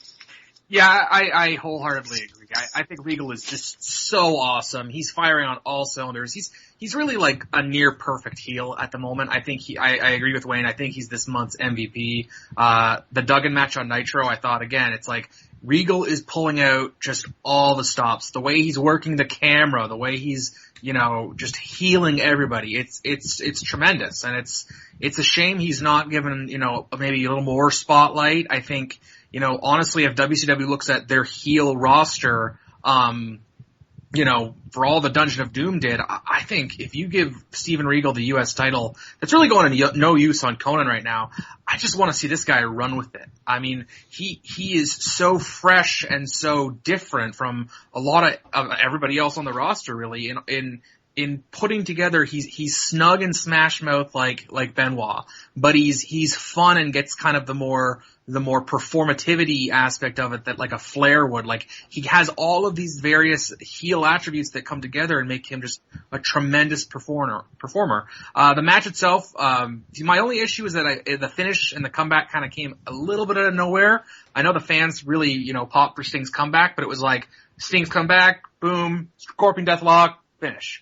And I think Regal to that point kind of deserved better to be a little more competitive, but overall, Regal's just a stud. Where he goes from here, they really have something with him there, and they should use him properly. Yeah, 3 for 3 on Regal. He is a riot. He's, everything about his act is great, and I think it perhaps even overshadows the fact he's a very, very good wrestler. That all being said, I don't, maybe it's just because this match didn't feel like it had many consequences. It was a match that was kind of set up on about 2 or 3 weeks' notice. Other than that, I feel like this match could have been more. Perhaps it needed something more riding on it. Perhaps it needed a title riding on it, maybe. But yeah, the match was technically very good without perhaps a lot of drama. But both guys are excellent. And I talked about matches earlier that I'd like to see before. This is the kind of match that I would like to see again. Michael Buffer is on hand for the 2 main events. We are up next, Ric Flair and Arn Anderson with Miss Elizabeth Woman and head coach Bobby the Brain Heenan versus Steve Mongo McMichael and Kevin Green with Deborah McMichael and Terry Green and head coach Randy Savage. Mongo and Green go through the full-scale defensive line warm-up. We start with Arn and McMichael. There's a huge sheet held up in the crowd which reads Mongo sucks in big lettering. Arn does a hammerlock, then does some jumping jacks or star jumps.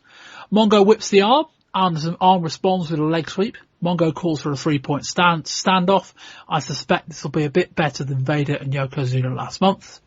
And it is. Mongo levels Arn with his shoulder. Mongo comes off the first turnbuckle with a shoulder tackle. Flair goes to step into the match, but bolts when he sees McMichael coming towards him. Green gets involved in a 2-on-1 attack. Anderson bails to the outside, but runs into a right hand from Savage. Green tags in. He wants Flair. Green does some push-ups, then does some spins. Flair gets in and starts strutting. Flair wants a 3-point stance. Green dips for one, but Flair just kicks him in the head. Flair backs away, which gives Green enough room to hit a lovely shoulder tackle.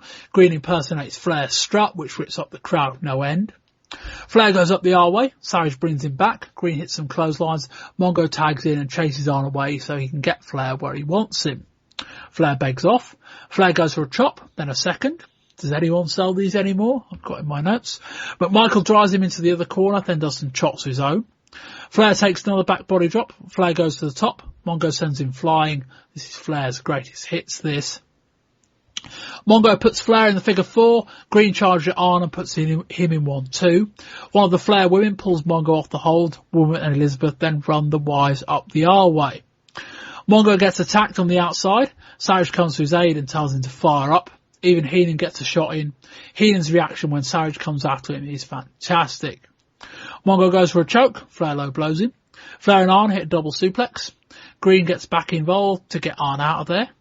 Double clothesline with Flair and Mongo. Both men go down. Mongo manages to hit Flair into Arn and all three go down.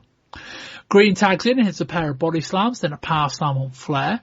Flair does his Flair flip over the top and runs to a big boot from Mongo, probably better than Hogan's. Then again, whose isn't?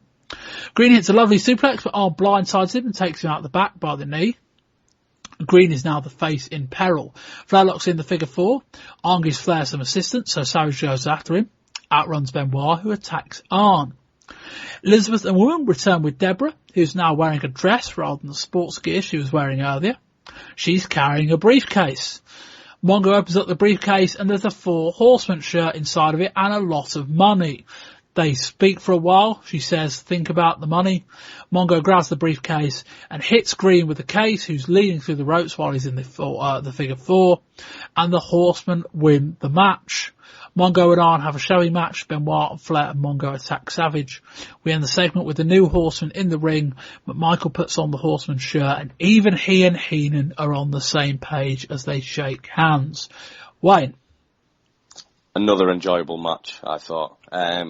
It's a shame that we had McMichael and Green together because, excuse the pun, but they are both very green. But, I took a lot of enjoyment out of Green as, when he was in the ring. I'm not quite sure what the role is, defensive role or whatever it is, but when he was doing that, it's, it was, the crowd was really into it and so was I as well. Thankfully we've got 2 pros in there in Arn Anderson and Fleur because, they took a lot of bumping. There was quite a lot of, back body drops from usual Fleur moveset, when he's on the bumping end of them. But yeah, another enjoyable match, even though it was with Michael and Green on one team. The turn as well, very, very happy with it. I've been a big fan of McMichael from when he made his appearance in WWF, at the, just before WrestleMania. And I've been a big fan of his on commentary as well. I really do like his, maybe a bit weird saying it, but his accent, his voice, just the way he talks, it just really, I just really buy into that and buy into him as an overall performer as well. And it's probably good that he's in a team like, people probably say, is it worth being in the 4 Horsemen? There's probably arguments against that, but I think him being in a team like that where he can learn and work with the likes of Arn Anderson, Ric Flair and Chris Benoit, and obviously they're going to hide all the negatives of him still being green and accentuating the positives of his performances. Yeah, it's worth saying while I remember, I think the original plan before Brian Pillman ended up going to the WWF was going to be that Pillman and Benoit were going to break off and form the kind of junior Horsemen to oppose the kind of elder guys, if you like. I'm assuming Mongo would have still ended up with Flair anyway. Jeff, what do you think of all this? I think that, I've loved this angle since its inception. I thought the execution from all angles with spending Macho's money to bringing in Kevin Green and Mongo's look and just Arn being such a great in-ring technician and Flair doing some of the best Flair work he's done since he returned, in my opinion.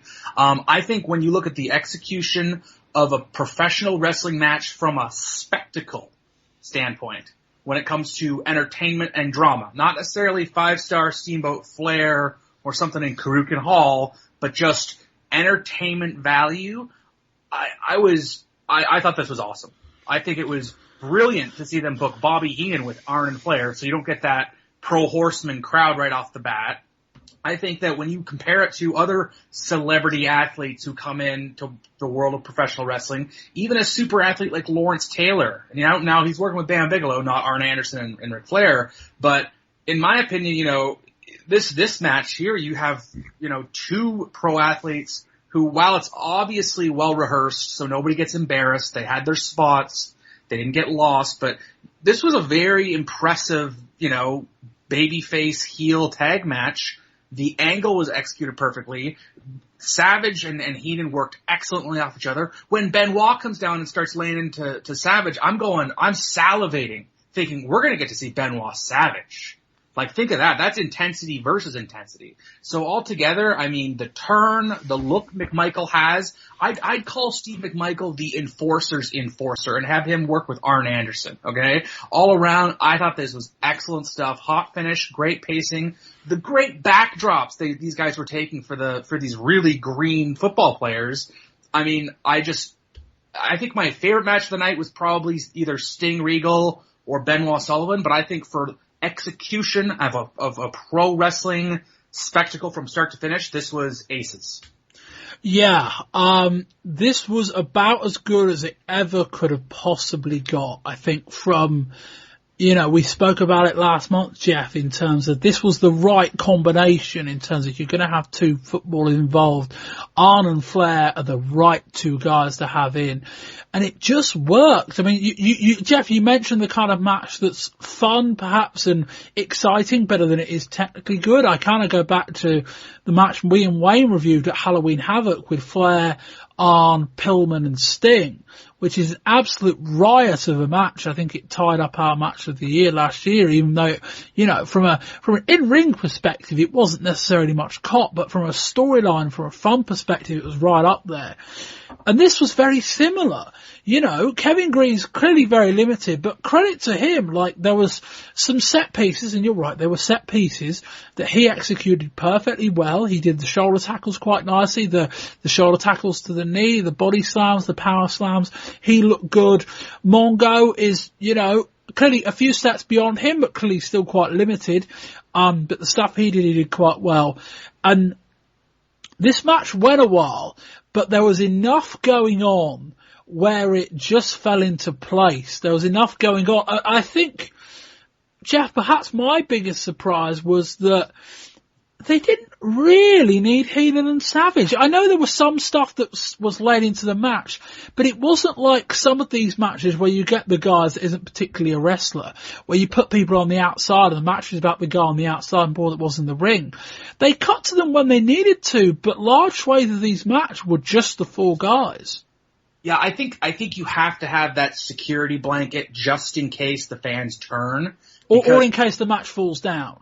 Yeah, I think the main thing is you bring Heenan out there because he's going to get heat, so they won't cheer Arn, because Arn already got a pop tonight, right? When he and Benoit realigned.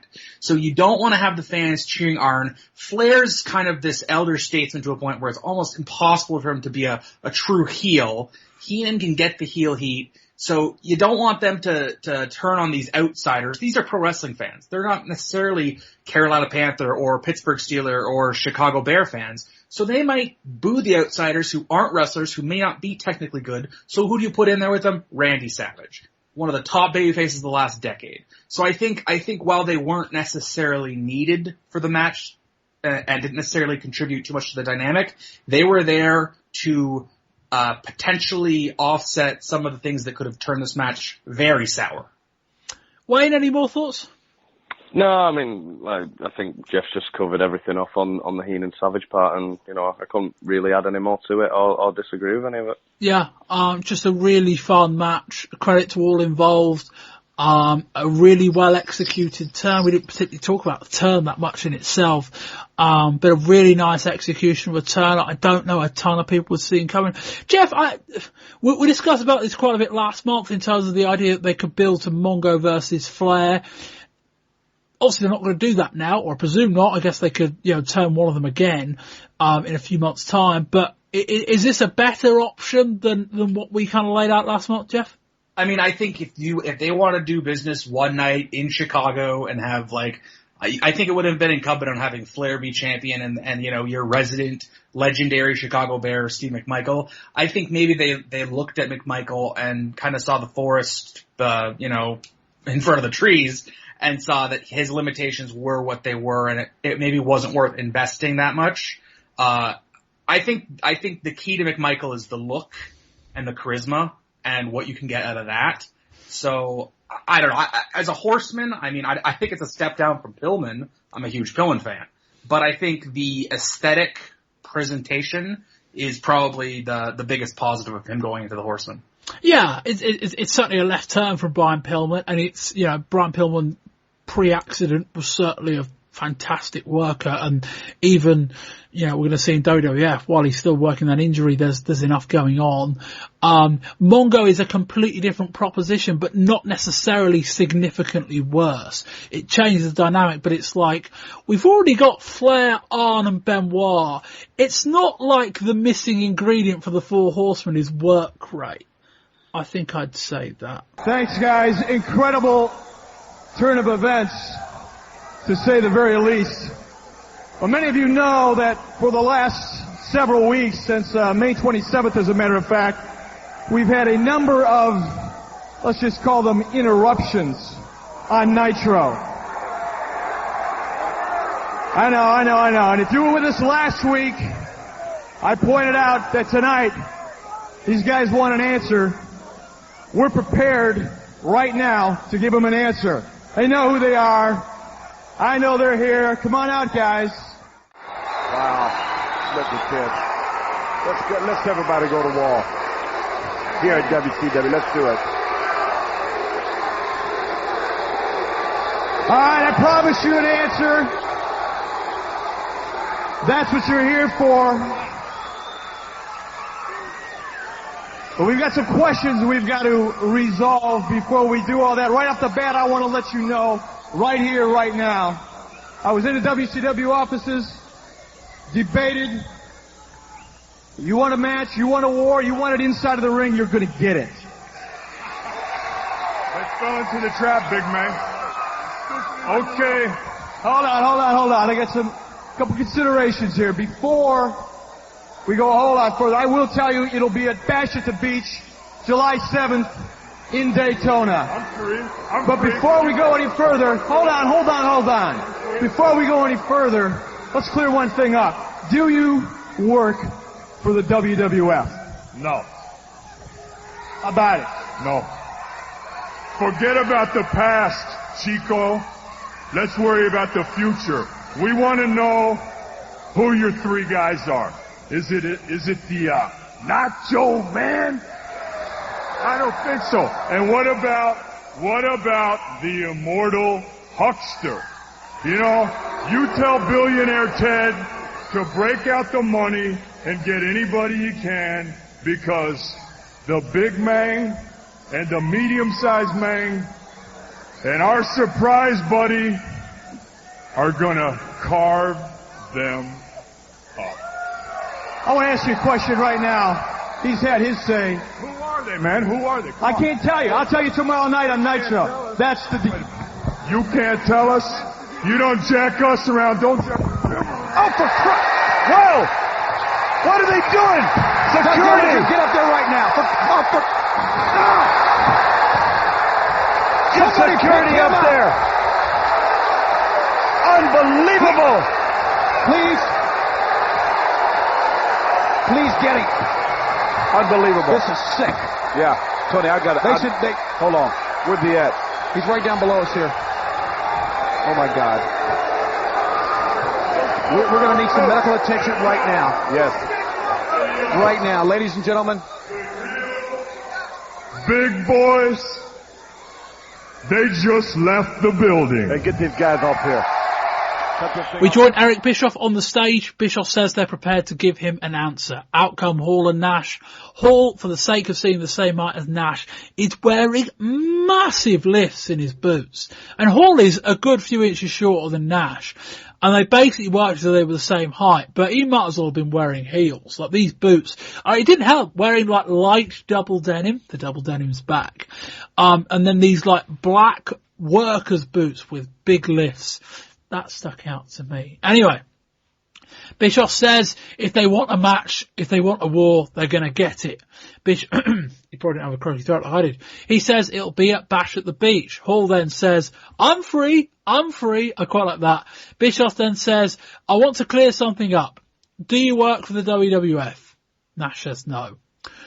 Then takes the mic to Hall. Hall shakes his head and then says no. Hall wants to know who they are. Who are we going to face at the next show? Bischoff says he can't tell them. Hall doesn't like that answer. He punches him. Nash then picks him up in a powerbomb position, jackknives him off the stage through a table adjacent. That looked fantastic. I mean, a clearly gimmick table, let's say that, but a really, really good spot. Hall grabs the mic and says, the big boys have left the building. Schiavone goes down there to check on Bischoff, so we get a nice, passionate promo from Dusty. Wayne, talk us through this. Oh, another top performance from these two in my eyes. Again, the sheer work that they did with Bischoff and obviously the promo work as well with Hall. I don't know. His comment was a bit tongue-in-cheek. I don't know whether he was, one of the reasons why he left or not, but he was saying, you've got the big man and then you've got the medium-sized man talking about himself, which, as I said, I don't know whether it was tongue-in-cheek or not, but again, just hats off to these guys because, they've really turned this promotion, on its head really with just obviously the performances they put in out. Jeff. Yeah, it was a really cool set piece. The jackknife was over. I thought the presentation again of Hall and Nash as these outside entities is pretty cool. My only one thing, and this is kind of one of the only in wrestling type deals. It's kind of like if the bad guys are beating up the babyface in the ring, don't have your music hit before you run out to save me. Now here in this situation, Eric Bischoff, who Tony Schiavone responds as the lead commentator for Nitro and executive producer, blah blah, he gets powerbombed through a set piece, and no one from the back goes out to save him. And that was one of those things that I kept kind of thinking, like, I think they are trying to edge a bit too close to pro wrestling, and they're doing a really good job at kind of teetering on that reality shoot type deal. But sometimes it just comes across as a little hokey, and them coming. I like to see them come out in the crowd more. I like to see it a little more thinly veiled. Maybe the lawsuit prohibits that, but overall, really excellent. But just little things like that kind of always are hiccups to me. I'm jumping ahead, Jeff, but given what we're going to discuss from Nitro about 8 days later, would it be fair to say they got that vibe right on that bit? Absolutely. Yeah, absolutely. We'll come to that in a bit. But yeah, I know what you mean in that if you're trying to present this as a shoot, we spoke a lot about shoots on this month's ECW volume, so I better rephrase that. If you're trying to present this as real life, you're trying to present this as unscripted. If Scott Hall walks out unannounced, if he really is an invading force, where's security? If Scott Hall and Kevin Nash are getting a bit physical with Eric Bischoff, given that they've already got physical with him before, why aren't there people around just to make sure something doesn't go down? And the minute that Nash puts Bischoff in the position for the powerbomb, they wouldn't have time to get out there and stop it. But why weren't there just hordes of guys steaming out from all possible positions the minute Nash puts Bischoff in the powerbomb? Because that's where it ceases to be an angle and starts to be, an actual real life thing. You make a good point, Jeff. We'll come on to the bit with Nitro when we get there. That all being said, and that's a fair criticism, this was still epic. And Jeff, I'm not saying you weren't saying it was very good, but this was still excellent in terms of the intensity was there. we spoke about it earlier. I love this new attitude of Hall, this just get in the face of Eric Bischoff. He's got a bit more of an edge to him. It feels, WWF are talking about Scott Hall portraying Razor Ramon. Razor Ramon was never like this. There was never this level to Razor Ramon. Every time Razor Ramon got close to this, he cut back into the Scarface character. This is Scott Hall. And Diesel kind of sort of playing second fiddle, kind of like, not that they're both big and intimidating, but the guy behind that doesn't say as much, which plays to their strengths. 2 massive thumbs up. And Wayne, you can gimmick a table as much as you like. That was not a massive target area, and fair play for 1 for Nash for getting him up there and out there, and 2 for Bischoff for agreeing to take an incredible bump. Yeah, you can probably see why they changed the plans of having Dusty to do it. Would have needed a much bigger table if it had been Dusty, I think. One of the Spanish commentators rolled his ankle because apparently they had more than one gimmick table around.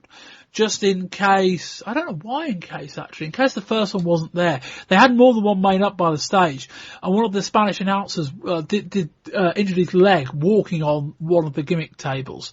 So there we go. Not just one of the Spanish announcers, former WWF World Champion Pedro Morales. Sorry, yes. If I'm not mistaken. I've forgotten his name, which is why I was trying to skirt over that bit, but thank you. I think this is a pro wrestling podcast, not a sports entertainment podcast, Bob. So we gotta remember our history. Thank you. That's why you're here, Jeff. Thank you very much. Thank you for that. But yeah,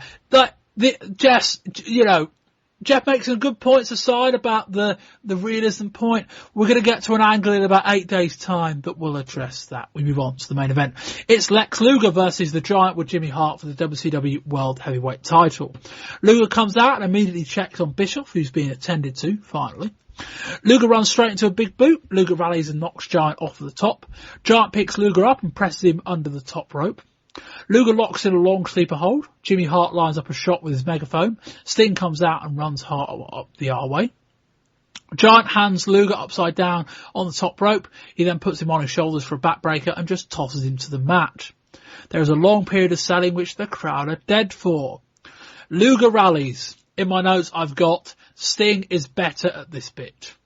Luger clips Giant down on one knee. The crowd wake up a bit. Giant charges at Luger in the corner and gets caught laying across the top rope. Luger attempts to pick up Giant in the torture rack from that position with the top rope. The crowd build in intensity, but Luger collapses under the weight. Giant picks Luger up, hits a chokeslam, and gets the clean win. Jeff, they couldn't follow that Flair Anderson match or that angle, could they? No, they couldn't. And I think in my notes I have, you should have ended the pay-per-view with either the hot tag match or that hot angle and say, have it end with Bischoff going to the table and the ambulance men attending to him. I think that would have been a perfect way. I've got a better idea. Let's hear it. End it with the Bischoff, Hall and Nash angle and don't do the match. Yeah. That could work. Like, if you want to treat Bischoff getting powerbombed through the stage as a big moment, end the show. I thought that. And then you don't have to deliver this match. And from a storyline standpoint, you've got perfectly good reason not for doing it. And you don't ask Luger and Giant to follow it. Sorry, Jeff, carry on. Well, the problem you have there is you've advertised this as your main event. But, They give it enough. They give it enough for free they give it away for free enough times on Nitro, so they could only do it again the night after. Yeah, that would make sense. I could see that. I completely agree with that sentiment. Again, it would totally hammer down that realism notion. I just think if you advertise for 4 weeks Luger versus Giant, I think, and obviously WCW hasn't necessarily done this all the time, but I think they had to deliver the match in the ring. So that would be the only thing I could see them hindering them from doing that. But this match died a relatively, moderate, degree because of its positioning on the card. Yeah, let's be clear. It was a bad match, regardless of what came before it, but it just was in the wrong spot. Maybe if you're thinking, well shit, we've advertised the main event for a local crowd, maybe do it as a dark match. I'd have just tried it. Like, I'd have just gone, look, this is the angle we're going to go for. It's not like we're 3 matches into the show or anything like that. We're giving people a lot of stuff. if you want to present the Bischoff thing as being that out of the ordinary, don't carry on with the show. Wayne, what do you think of that point first up? Well, yeah, I mean, I didn't think about it before, but with what you just said, makes absolute sense to me. You know, just if you want that realism, that's how you end it. You end the pay-per-view like that. Security coming out. I mean, Schiavone come off commentary as well, didn't he? When all that happened, it was just Dusty on his own, and that felt real as well. But like you said, end it there, and you know, I can't see that many people being unhappy about it, because as I said, we may have seen this match before, and the chances are we'll probably see it again on Nitro. So you know, we're not going to be missing that much. You know what? If people want to phone up WCW and complain after that, the one person that does that, I will fork out of my own pocket to pay the refund. Wayne, thoughts on the match? Well, watching all WCW's pay-per-views in the past, I've seen worse main events. But it's just a shame that what I thought was an excellent pay-per-view, you know, it just had to end with this match. It was a real shame, and, you know, I know we've just had the discussion about where it should have ended, but my thought process beforehand was that maybe we should have ended with the tag match that we saw before, because it was, you know, sending everyone happy. Yes, there was a turn at the end, but, you know, you ended with a really, really fun, enjoyable match. Jeff, thoughts on the match, quickly? How is it that Sting versus Giant with Luger outside last month, Luger's the most over guy, and a month later, this match in which Luger's built up to challenge the world champion is just a cold fish. I mean, it was. To be fair, that was the main event of like the polar opposite show to this. Yeah, but you're looking at we talked last month about how Luger was doing some of his best work, and he comes in here and it's just, I don't know if it's the Giant, I don't know if it's the presentation. This had this kind of mid-80s Hogan versus a monster match kind of feel to it. With Sting was outside running interference for Luger, everything together it just kind of plotted, and I think the failure of this match might have been the crowd might have been completely gassed by this point, because there was a lot more interesting stuff that got them out of their seats. And when Luger went for that torture rack spot in the corner, I don't think the fans accepted that as the finish. Because I think he just kind of... Well, he didn't get him up. I mean, the torture rack, for the times we've seen the torture rack really explode the crowd, is when they're in it. And he didn't get him up. That may not have helped. Yeah, he just kind of wilted, and then there was the choke slam in the pin. And I think it just kind of felt abrupt. He pancaked. I think maybe if you give the fans that second of Giant in the torture rack, then Luger gives out, and then you go to the finish, that's fine. I don't know. I think the air had been let out of the building way before this match even started. So it's again, as you said, it's really hard to criticize it. It is what it is. It wasn't a bad match. There have certainly been worse WCW main events. Yes, I would certainly agree with that. I just think that there's a lot of other things going on right now, planning 2 or 3 months ahead, bearing in mind who's going to turn next month, we don't know, or who's going to join, we don't know.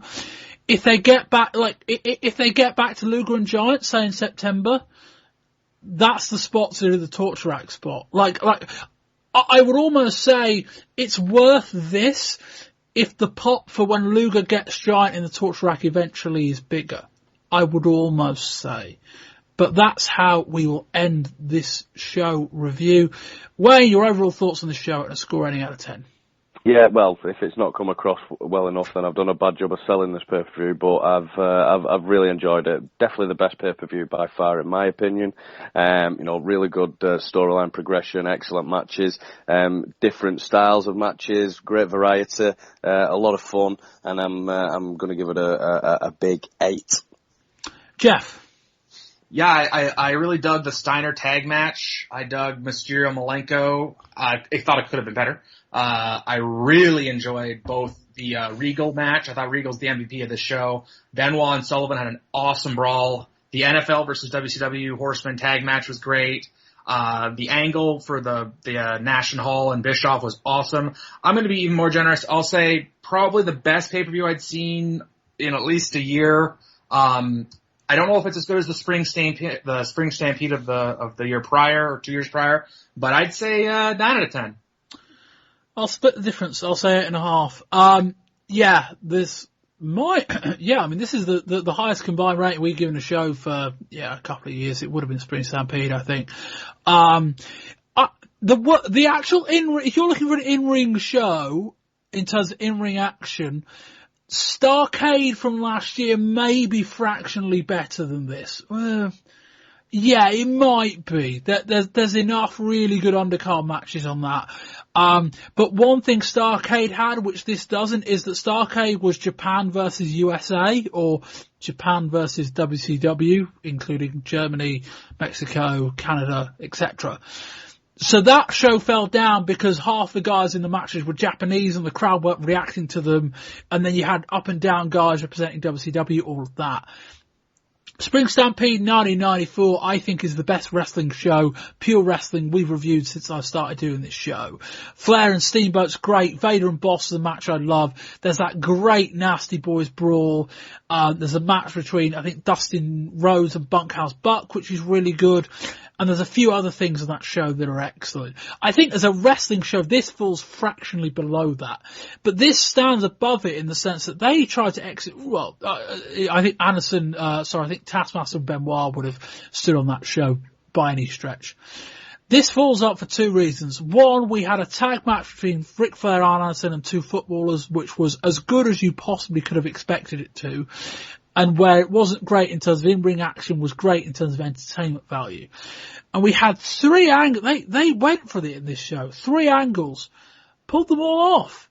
The Benoit Anderson reunite was great. The crowd popped for that. The stuff with Mongo turning on Green and going with the Horseman, I think a lot of people wouldn't have been expecting it, and it was a very well executed angle. And the stuff with Bischoff, Hall and Nash, there might be the odd thing we can pick in the holes in it, but this is like way above anything we've seen. 8.5 out of 10. Definitely watch this show. If you've ever been inclined to watch any of the other shows on the Base Star Reviews, this should go right to the top of the list, or right very close to it. And yeah, we will come back from the TV review, and we've got some more Hall and Nash stuff to cover.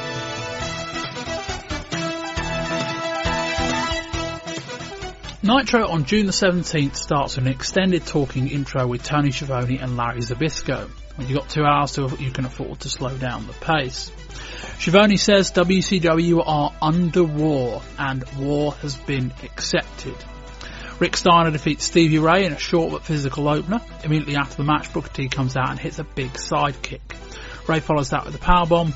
Booker sets for the Harlem Hangover. Scott runs out, and all he has time to do is slide in the ring and protect his brother as he gets hit. Debutante Joe Gomez beats Disco Inferno in something that's presented as a shock, at least, with a crucifix roll-up pin. Disco is still happy mind. His hair is in place. We get an interview with Flair, Woman, Elizabeth and Deborah. Deborah says she did it for the money. Flair says he's standing in his ground tonight. Macho, tonight, you're mine.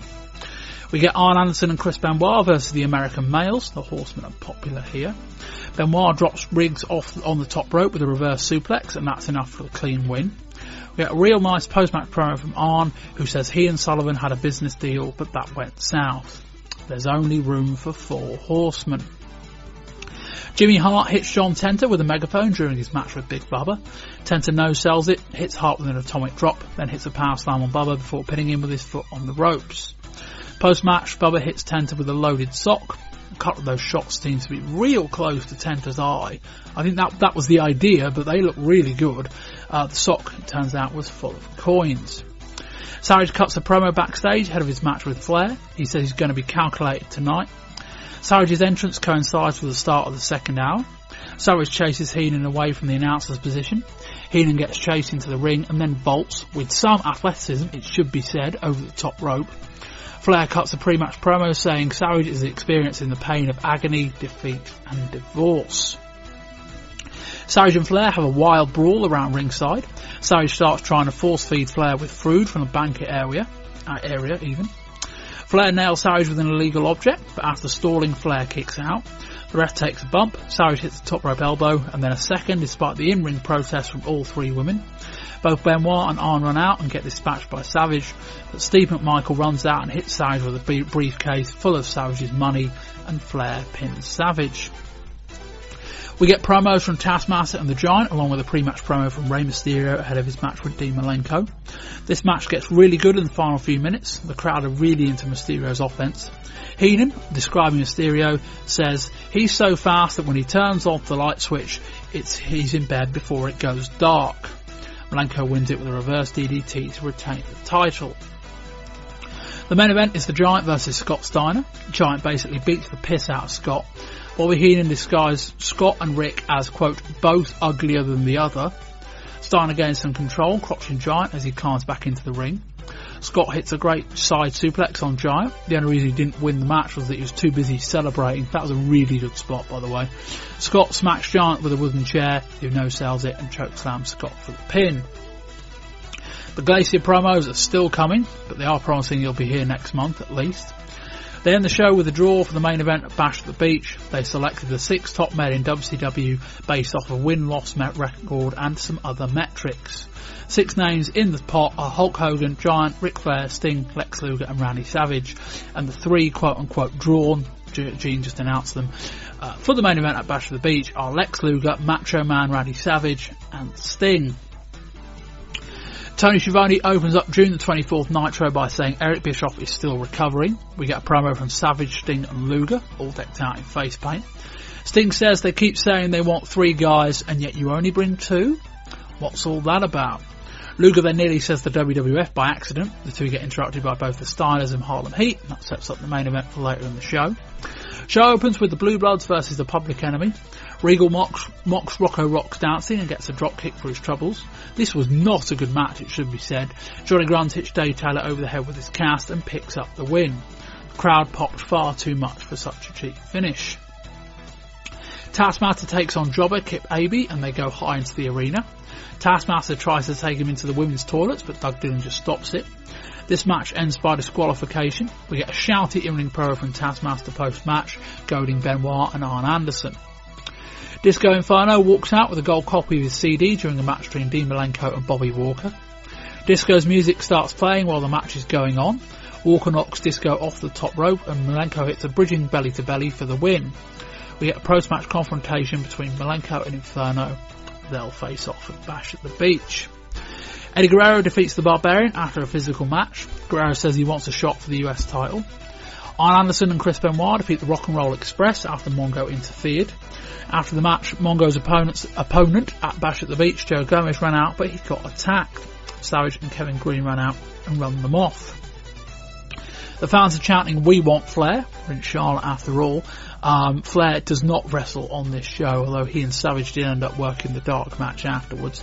Presumably they thought maybe not a great idea to have Flair get a big positive face reaction on our TV. Alex Wright and Diamond Dallas Page have a nice short match. Wright gets in a lot of offense, but Page wins it with a diamond cutter.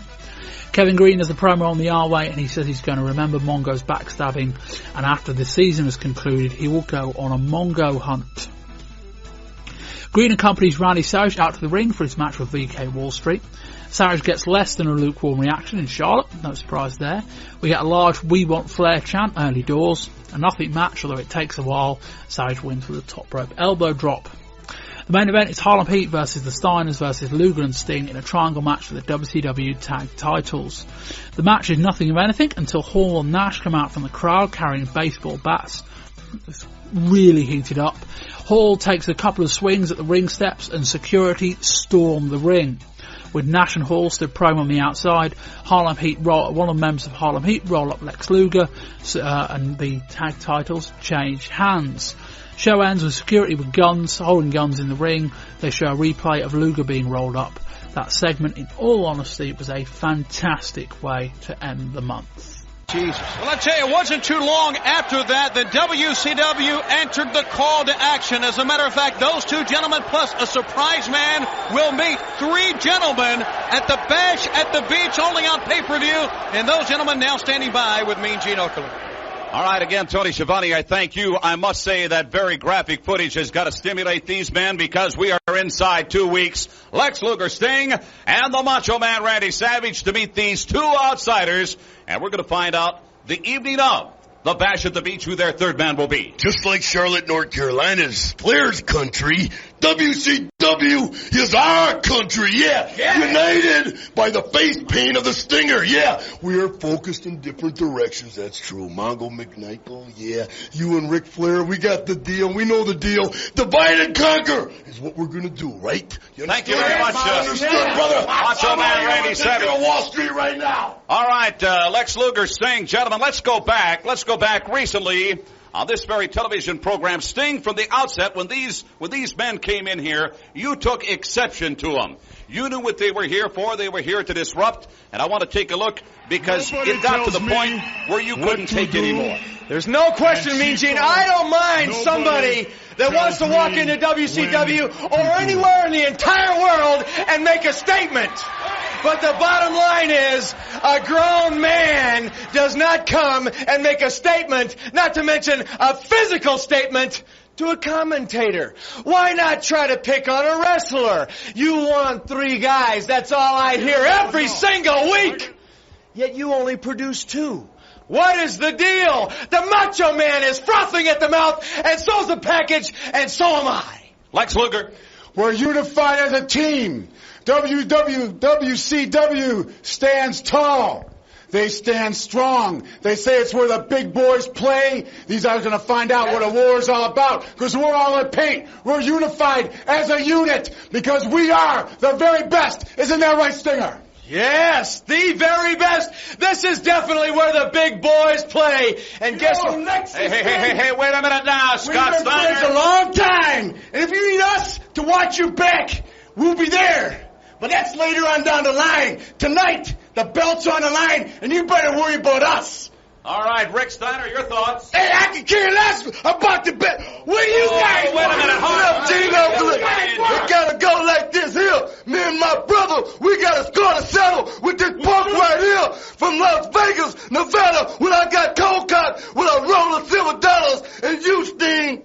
Yeah, you saw the whole thing, and as far as I'm concerned, you like 2 peas in a pot. And this sucker right here, and this sucker. Hey, now, gentlemen, please. We're not in a triangle match. Hard of Heath to Steiner. Lex and Sting, titles on the line as we get you back inside the arena. Knock it off! So, the previous side of that interlude with the TV reports and the promos, we discussed the Hall and Nash segment, and one thing Jeff said, and not without justification, was there are certain things you're not doing in this that, or sorry, I'm paraphrasing Jeff here, sorry if I'm taking your quotes out of context, Jeff. There are certain things you're not doing here that you would be doing if this is the kind of angle you're trying to portray. I think on June the 24th, they answered a lot of those questions with what I would say, in the 3 years that I've been doing this, and while the podcast started in August, everything else technically started a couple of months before that. In the 3 years I've been doing this project, I would say the strongest 2 minutes of television I have seen was the final couple of minutes on the June 24th Nitro, when during the main event between Sting and Lex Luger, the Steiner brothers and Harlem Heat, a 3-way triangle match for the WCW tag team titles, they cut to the crowd, and down from the stairwell came Kevin Nash and Scott Hall through the crowd, no security, carrying baseball bats. Who the hell cleared that, I don't know, but I'm guessing to an extent it's like, well, if a fan lays a hand on me, I got a baseball bat. Climb over the guardrail. Hall starts smashing up the steps. Harlem Heat in amongst the chaos, because there's security and police that storm the ring at this point. Harlem Heat in amongst the chaos, roll up one of the Steiners, win the match. They scarf with the title belts. Hall and Nash are stood in the aisle way while police stand in the ring, clutching firearms. And that's how we go off the air. Wayne, what do you think of all of that? Again, fantastic. Jeff made point before, which obviously we just made reference to, is, you know, sometimes it can come across a bit hawky when it doesn't seem like it's that real. They turn this around really well. You know, obviously coming in with the baseball bats, the police and security storming the ring like that, and as you said, clutching firearms. It just all seemed it's real. Well, that was it, and thankfully that is the message of, that's the story that they're trying to tell. You know, we say the word shoot a lot. That's what they're obviously trying to do. They're trying to come across as it's all a shoot. And they're telling a really good story with it as well, and making it believable at the same time. Jeff? Well, I don't want to be the dissenter in the room. I was going to say, if anyone's going to pick a hole in this segment, it's going to be you. But go on. You know, I thought the presentation was awesome. It's exactly how I thought they should have presented at the Great American Bash. We're having it look a lot more impromptu. Here's my only issue. 2 guys from WWF come down, and they are immediately treated like the most violent threats to humanity we will ever see. I think that the one delicate balance this angle and this program is going to have to balance, outside of making sure that they don't cross any legal thresholds with Vince McMahon's copyrights and intellectual properties. Because we've got to protect Kevin Nash's goatee. You'll hear about all about that in Volume 1, but yeah. Well, Bob, what else does Nash really have? A glove. He can do the pump, he can do the power bomb, and he's got a goatee. I mean, whatever he's getting paid, God bless him, because Scott Hall was the steal in this situation. Sorry, Jeff, I cut you off completely mid-point there. If you can find it, carry on. Oh, no, I found it, polished it up, and I'm ready to roll with it again. Here's my issue. 2 guys from WWF come down, and they are treated like killers. And it's going to be very sensitive to make sure you don't make the WWF stars look like the real stars. You have to keep in mind that Sting and Flair and Luger and I don't know. Sorry, Jeff, I keep going off. I don't know. Like, Hulk Hogan's going to get into this angle soon. If anyone's going to hold down these WWF stars, it's the Hulkster. I think you want to make everyone remember that you're paying to watch WCW, and that I think there should be a balance of not making an entire roster look scared or look too weak. They can lose, they can be beaten up by baseball bats, but I think this 2 against 5 or whatever the situation is going to be, I think it maybe makes the WWF guys look too strong. And unlike Hogan, who jumped to WCW, there's this, they're the outsiders, maybe Vince sent them. And if you present it the wrong way, you're maybe saying your competition has the superior wrestlers. And I think it might be something to balance and keep in the back of their minds while booking this, to make sure Nash and Hall just don't run roughshod over everybody. Keep it at the back of their mind, yes. I don't think they're there yet. In the sense that it's, Harlem Heat ran away, but, there are the heels and faces mixed up in the tag division. I think they're kind of the heels. They just won the tag belts. They scarpered. I think if I were them and they were trying to play the heels, I might have run into the crowd rather than across the aisleway where Hall and Nash were standing. I'll give you that. But it's not like the Steiners or Luger and Sting ran off. They stood their ground in the ring, and I don't think it's the most dishonourable thing where 2 guys with baseball bats are on the outside that you don't go after them, because that wanders into dumb babyface territory, and I hate that. Like, they stood their ground and they didn't run off, they just waited for the situation, and the police ran into the ring. At that point we had a standoff. And that was it. Jeff, I know what you mean, but I don't think in this situation they're there yet. Give it another few weeks, see what happens at Bash at the Beach, give it another few weeks, they might be there. But at the moment, I thought the balance in that angle was perfect. Yeah, I think 95% of the presentation was awesome. I just think there's a potential when you're all of a sudden treating these outsiders like the real stars. I just think there's a perception that really they should watch out for. Maybe should be the better phrasing. I'd agree, but I think we spend so much time having a go at promotions for not going far enough. The time when a promotion threatens to go too far, unless we not forget, they're not actually invading forces. They are WCW contracted performers.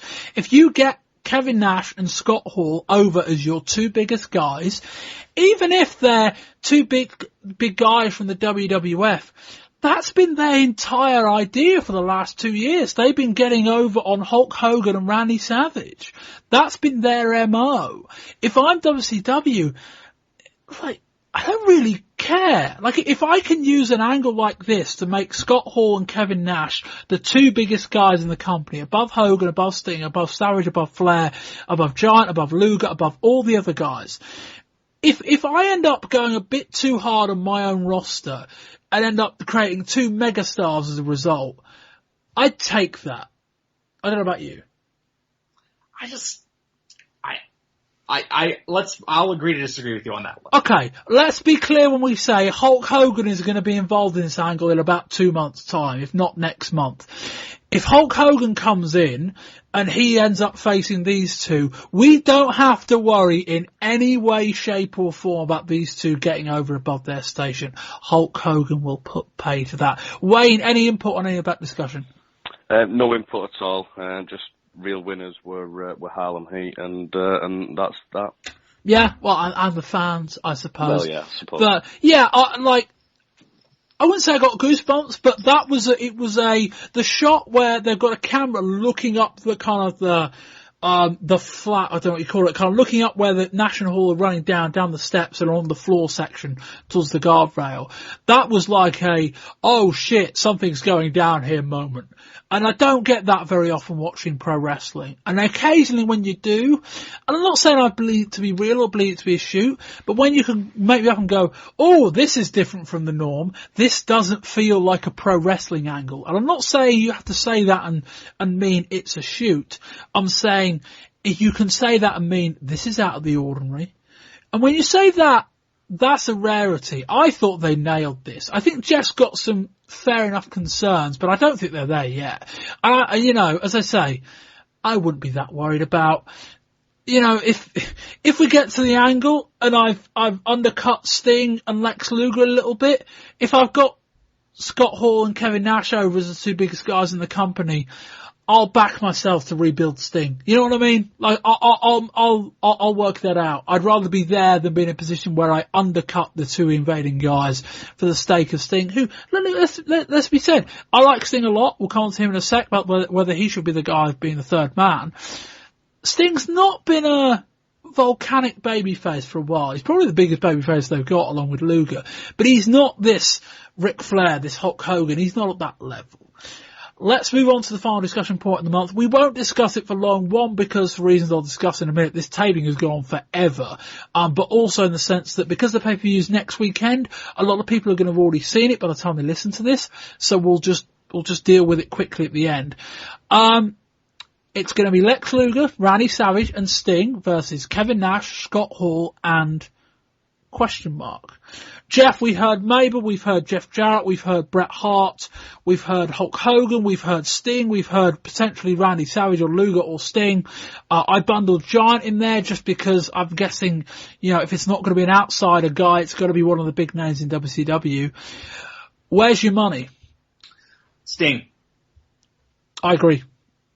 Because I think Flair's gone to WWF. And Luger's gone to WWF, and the Steiners have gone to WWF, and Savage is Mr. WWF, and Hogan's Mr. WWF, and Sting's the WCW franchise guy. And I think the heat and the character rejuvenation is with Sting. And I think the 3 of those guys are younger and cooler than, say, a Lex Luger, who isn't necessarily the most fresh guy on the roster, even though he's been hitting it out of the park lately. Wayne? Either one of those guys on the other team. They're the 3 hottest faces in the company at the minute, so it's got to be one of them. But yeah, my money is on Sting, and for the real reason that if you look back at that July the 24th angle when they're in, you have a look at the Steiners. Obviously, we know what happened with Alan Mead, but the Steiners and Lex Luger and security are all at the front. Right at the back of the ring in the corner, Sting on his own. He's changed his look. And you've got that aspect as well. And like Jeff says, he's the franchise of WCW. So if there's going to be any real surprise, well, you could look at it as that it wouldn't be a surprise if it's Sting because we're calling it out now. But if it's going to be a real surprise, then it's going to sit better with Sting. Oh yeah, the real surprise is Bret Hart, but I say that's the real surprise and that I'm pretty sure it's not going to happen. Although, if they've managed to keep that quiet, fair fucks. But if we're going to talk about a 90-day non-compete, Bret Hart last competed on a WWF European tour in early April. 90 days beyond that, around the first week in July. I don't know. I think we'd have heard about it by now, to be honest. But yeah, if we're looking at options, There was the promo. I think that's right. They concluded the 17th show with the announcement of the 3 names. So they opened up the 24th with a promo, or one of the opening segments with a promo backstage between Luger, Sting and Savage, all wearing face paint, the same kind of face paint, which to me was a giveaway one of them was turning. A bit of bickering and a bit of intensity, which can be filed on the babyface, but I also thought it could be filed under something's brewing. And we're talking about there's 3 very different options. You're talking about Savage, who's Mr. WWF, Luger, who's been in both, and Sting, who's been in WCW. I look at all 3 and I go, Savage would be an interesting one. And Savage is a bit like Hogan in the sense that it would make a lot of sense if one of those 2 guys was the 3rd man, in the sense that we're talking about, you're trying to present an invading faction from the WWF. The one negative against Sting, that doesn't seem right. Sting is a WCW guy. Now, there's a story you can tell. It'll work. It'll be fine. Sting defecting, I'm happy with that. But if we're going to talk about a logical standpoint, if it's going to be guys invading from the WWF, if you want to treat people and tell people and try and trick them into thinking this is an invasion, the invasion makes sense from one of the guys that was already there. Luger kind of fits that bill, but there's a lot of guys that still see him as a WCW guy. And the fact Luger's really over right now. Don't mess with that. Savage is an interesting shout. He's doing a lot with Flair. I think he's doing such good work with Flair, I'd be reluctant, because it feels like a bit of a left turn. And it also... Actually, no, that would make sense. I was going to say you'd end up putting them against a babyface Flair, but I think that's fine. Flair would be the oddest choice of them all. Flair actually would be a disaster, I think. Not that he couldn't play it, but Flair is Mr. WCW. 2 WWF guys. People want to cheer Flair. They're going to want to boo the other guys. That wouldn't work at all. Hogan's an interesting shout. I don't think Hulk Hogan's going to want to turn heel. We saw it last year. Hogan tried it. He got booed. Not that he needs much excuse to these days. They bottled it. That'd be a left turn. Whether they're going to do it or not, I don't think so. I think Sting's just the right guy. I think it's the right time for him. He's been a perennial babyface in WCW. He's been perennial babyface in WCW since we started this show. I just think that the stars are aligning. You put Sting with Hall and with Nash. You got 3 guys that are all big names. Sting becomes a volcanic heel if he aligns with the invading force. And then you open up how many programs? You open up Sting against Flair, Sting as a heel, Flair as the honourable babyface fighting for WCW. I like that. We open up the option of Sting against Luger with Sting as the heel and Luger as the number 1 babyface. I love that because Luger, it would make a lot more sense the other way around, but Luger as the betrayed heel, or the betrayed babyface, would make so much sense. Heel Sting against Hulk Hogan. They might cheer Hogan with that. They probably won't, but they might. And you look up all the other options. A heel Sting against a babyface Giant. Jeff, you've spoken before about Giant being a babyface. That needs to happen at some point. All of these options get unlocked. And they get unlocked with Savage turning, they get unlocked with Hogan turning. But I'm far more intrigued by Sting. And I think the best angle, you said, maybe it doesn't make the most sense, Sting turning. I think it's a very simple story. Sting's the guy that was consistent and loyal to WCW when everybody else left. And here he is being passed over time and time again by Hogan and Savage and blah, blah, blah. And you know what? All he hears about is how when you go to New York, you make money. So why don't I join those guys? I think there's something there. I think there can be a bitterness to Sting because when Hogan showed up, Sting got knocked down a peg. When Savage showed up, he got knocked down another peg. And I think he's never really regained that traction, and this could do it. Yeah. Wayne, any more? No, I think we've covered the lot on that one. Yeah. I'm looking forward to what's happening next month. And that will conclude this month's show. Big thank you to both guys. This show, we started taping this show about 3.5 hours ago. Now, you might be looking at your clock and thinking, well, Bob, we're into hour 2 here, but where do you get 3.5 from? We've had so many technical issues. And a big thank you to Wayne and Jeff for playing through it with me. One thing, now that we're at 20 years ago mode, that I will reference.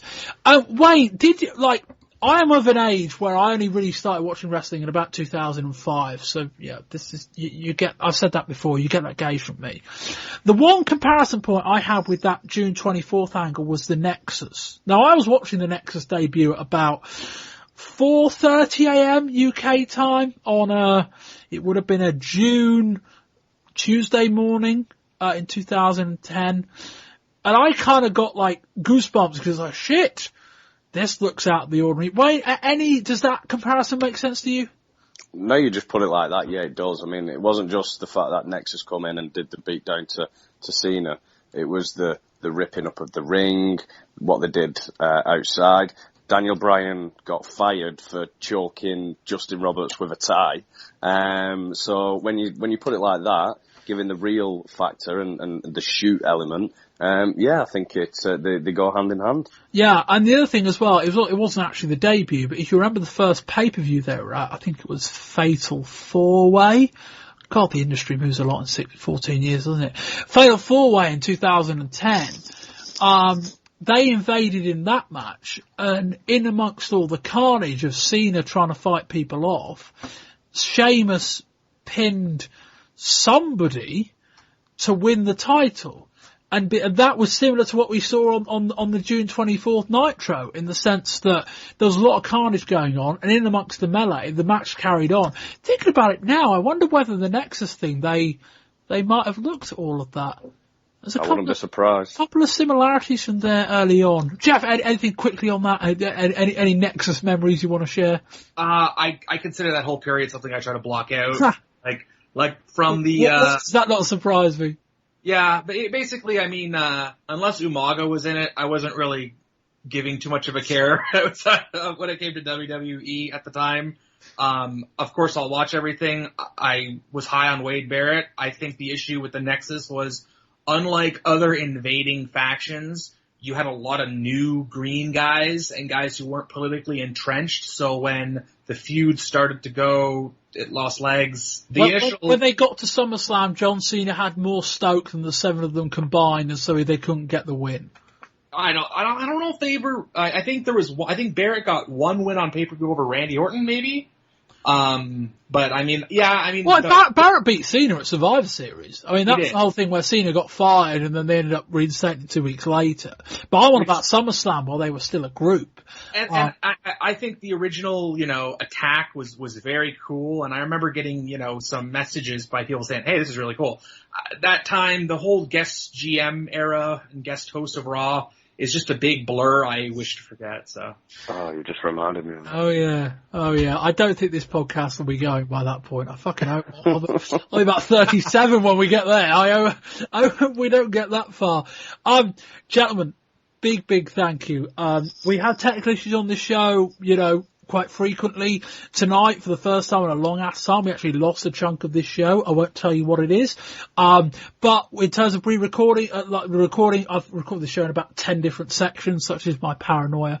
But a very, very big thank you to Wayne and to Jeff for sticking with me. We are 3 hours, 25 minutes since we first started the call. Skype is being wonderfully cooperative this evening. Wayne Lythgoe, thank you very much. Thank you, Bob. I hope at least if there was going to be a show that we were going to take a long ass time over and we were going to take the time to go back and record some stuff because we didn't record it, Great American Bash was the show to do it. I get the feeling if me and Jeff had these problems last month, we'd have gone, fuck it. Just three matches in the middle, screw it. It doesn't matter. They're just tag matches. I would have just skipped through them all.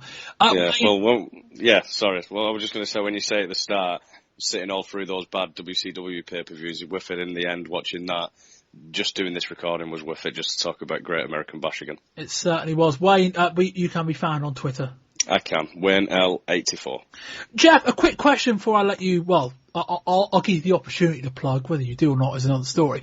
I've heard some people say this is the best WCW pay-per-view of all time, from NWA era through to 2001. I would say Spring Stampede is fractionally better. Where do you stand on that?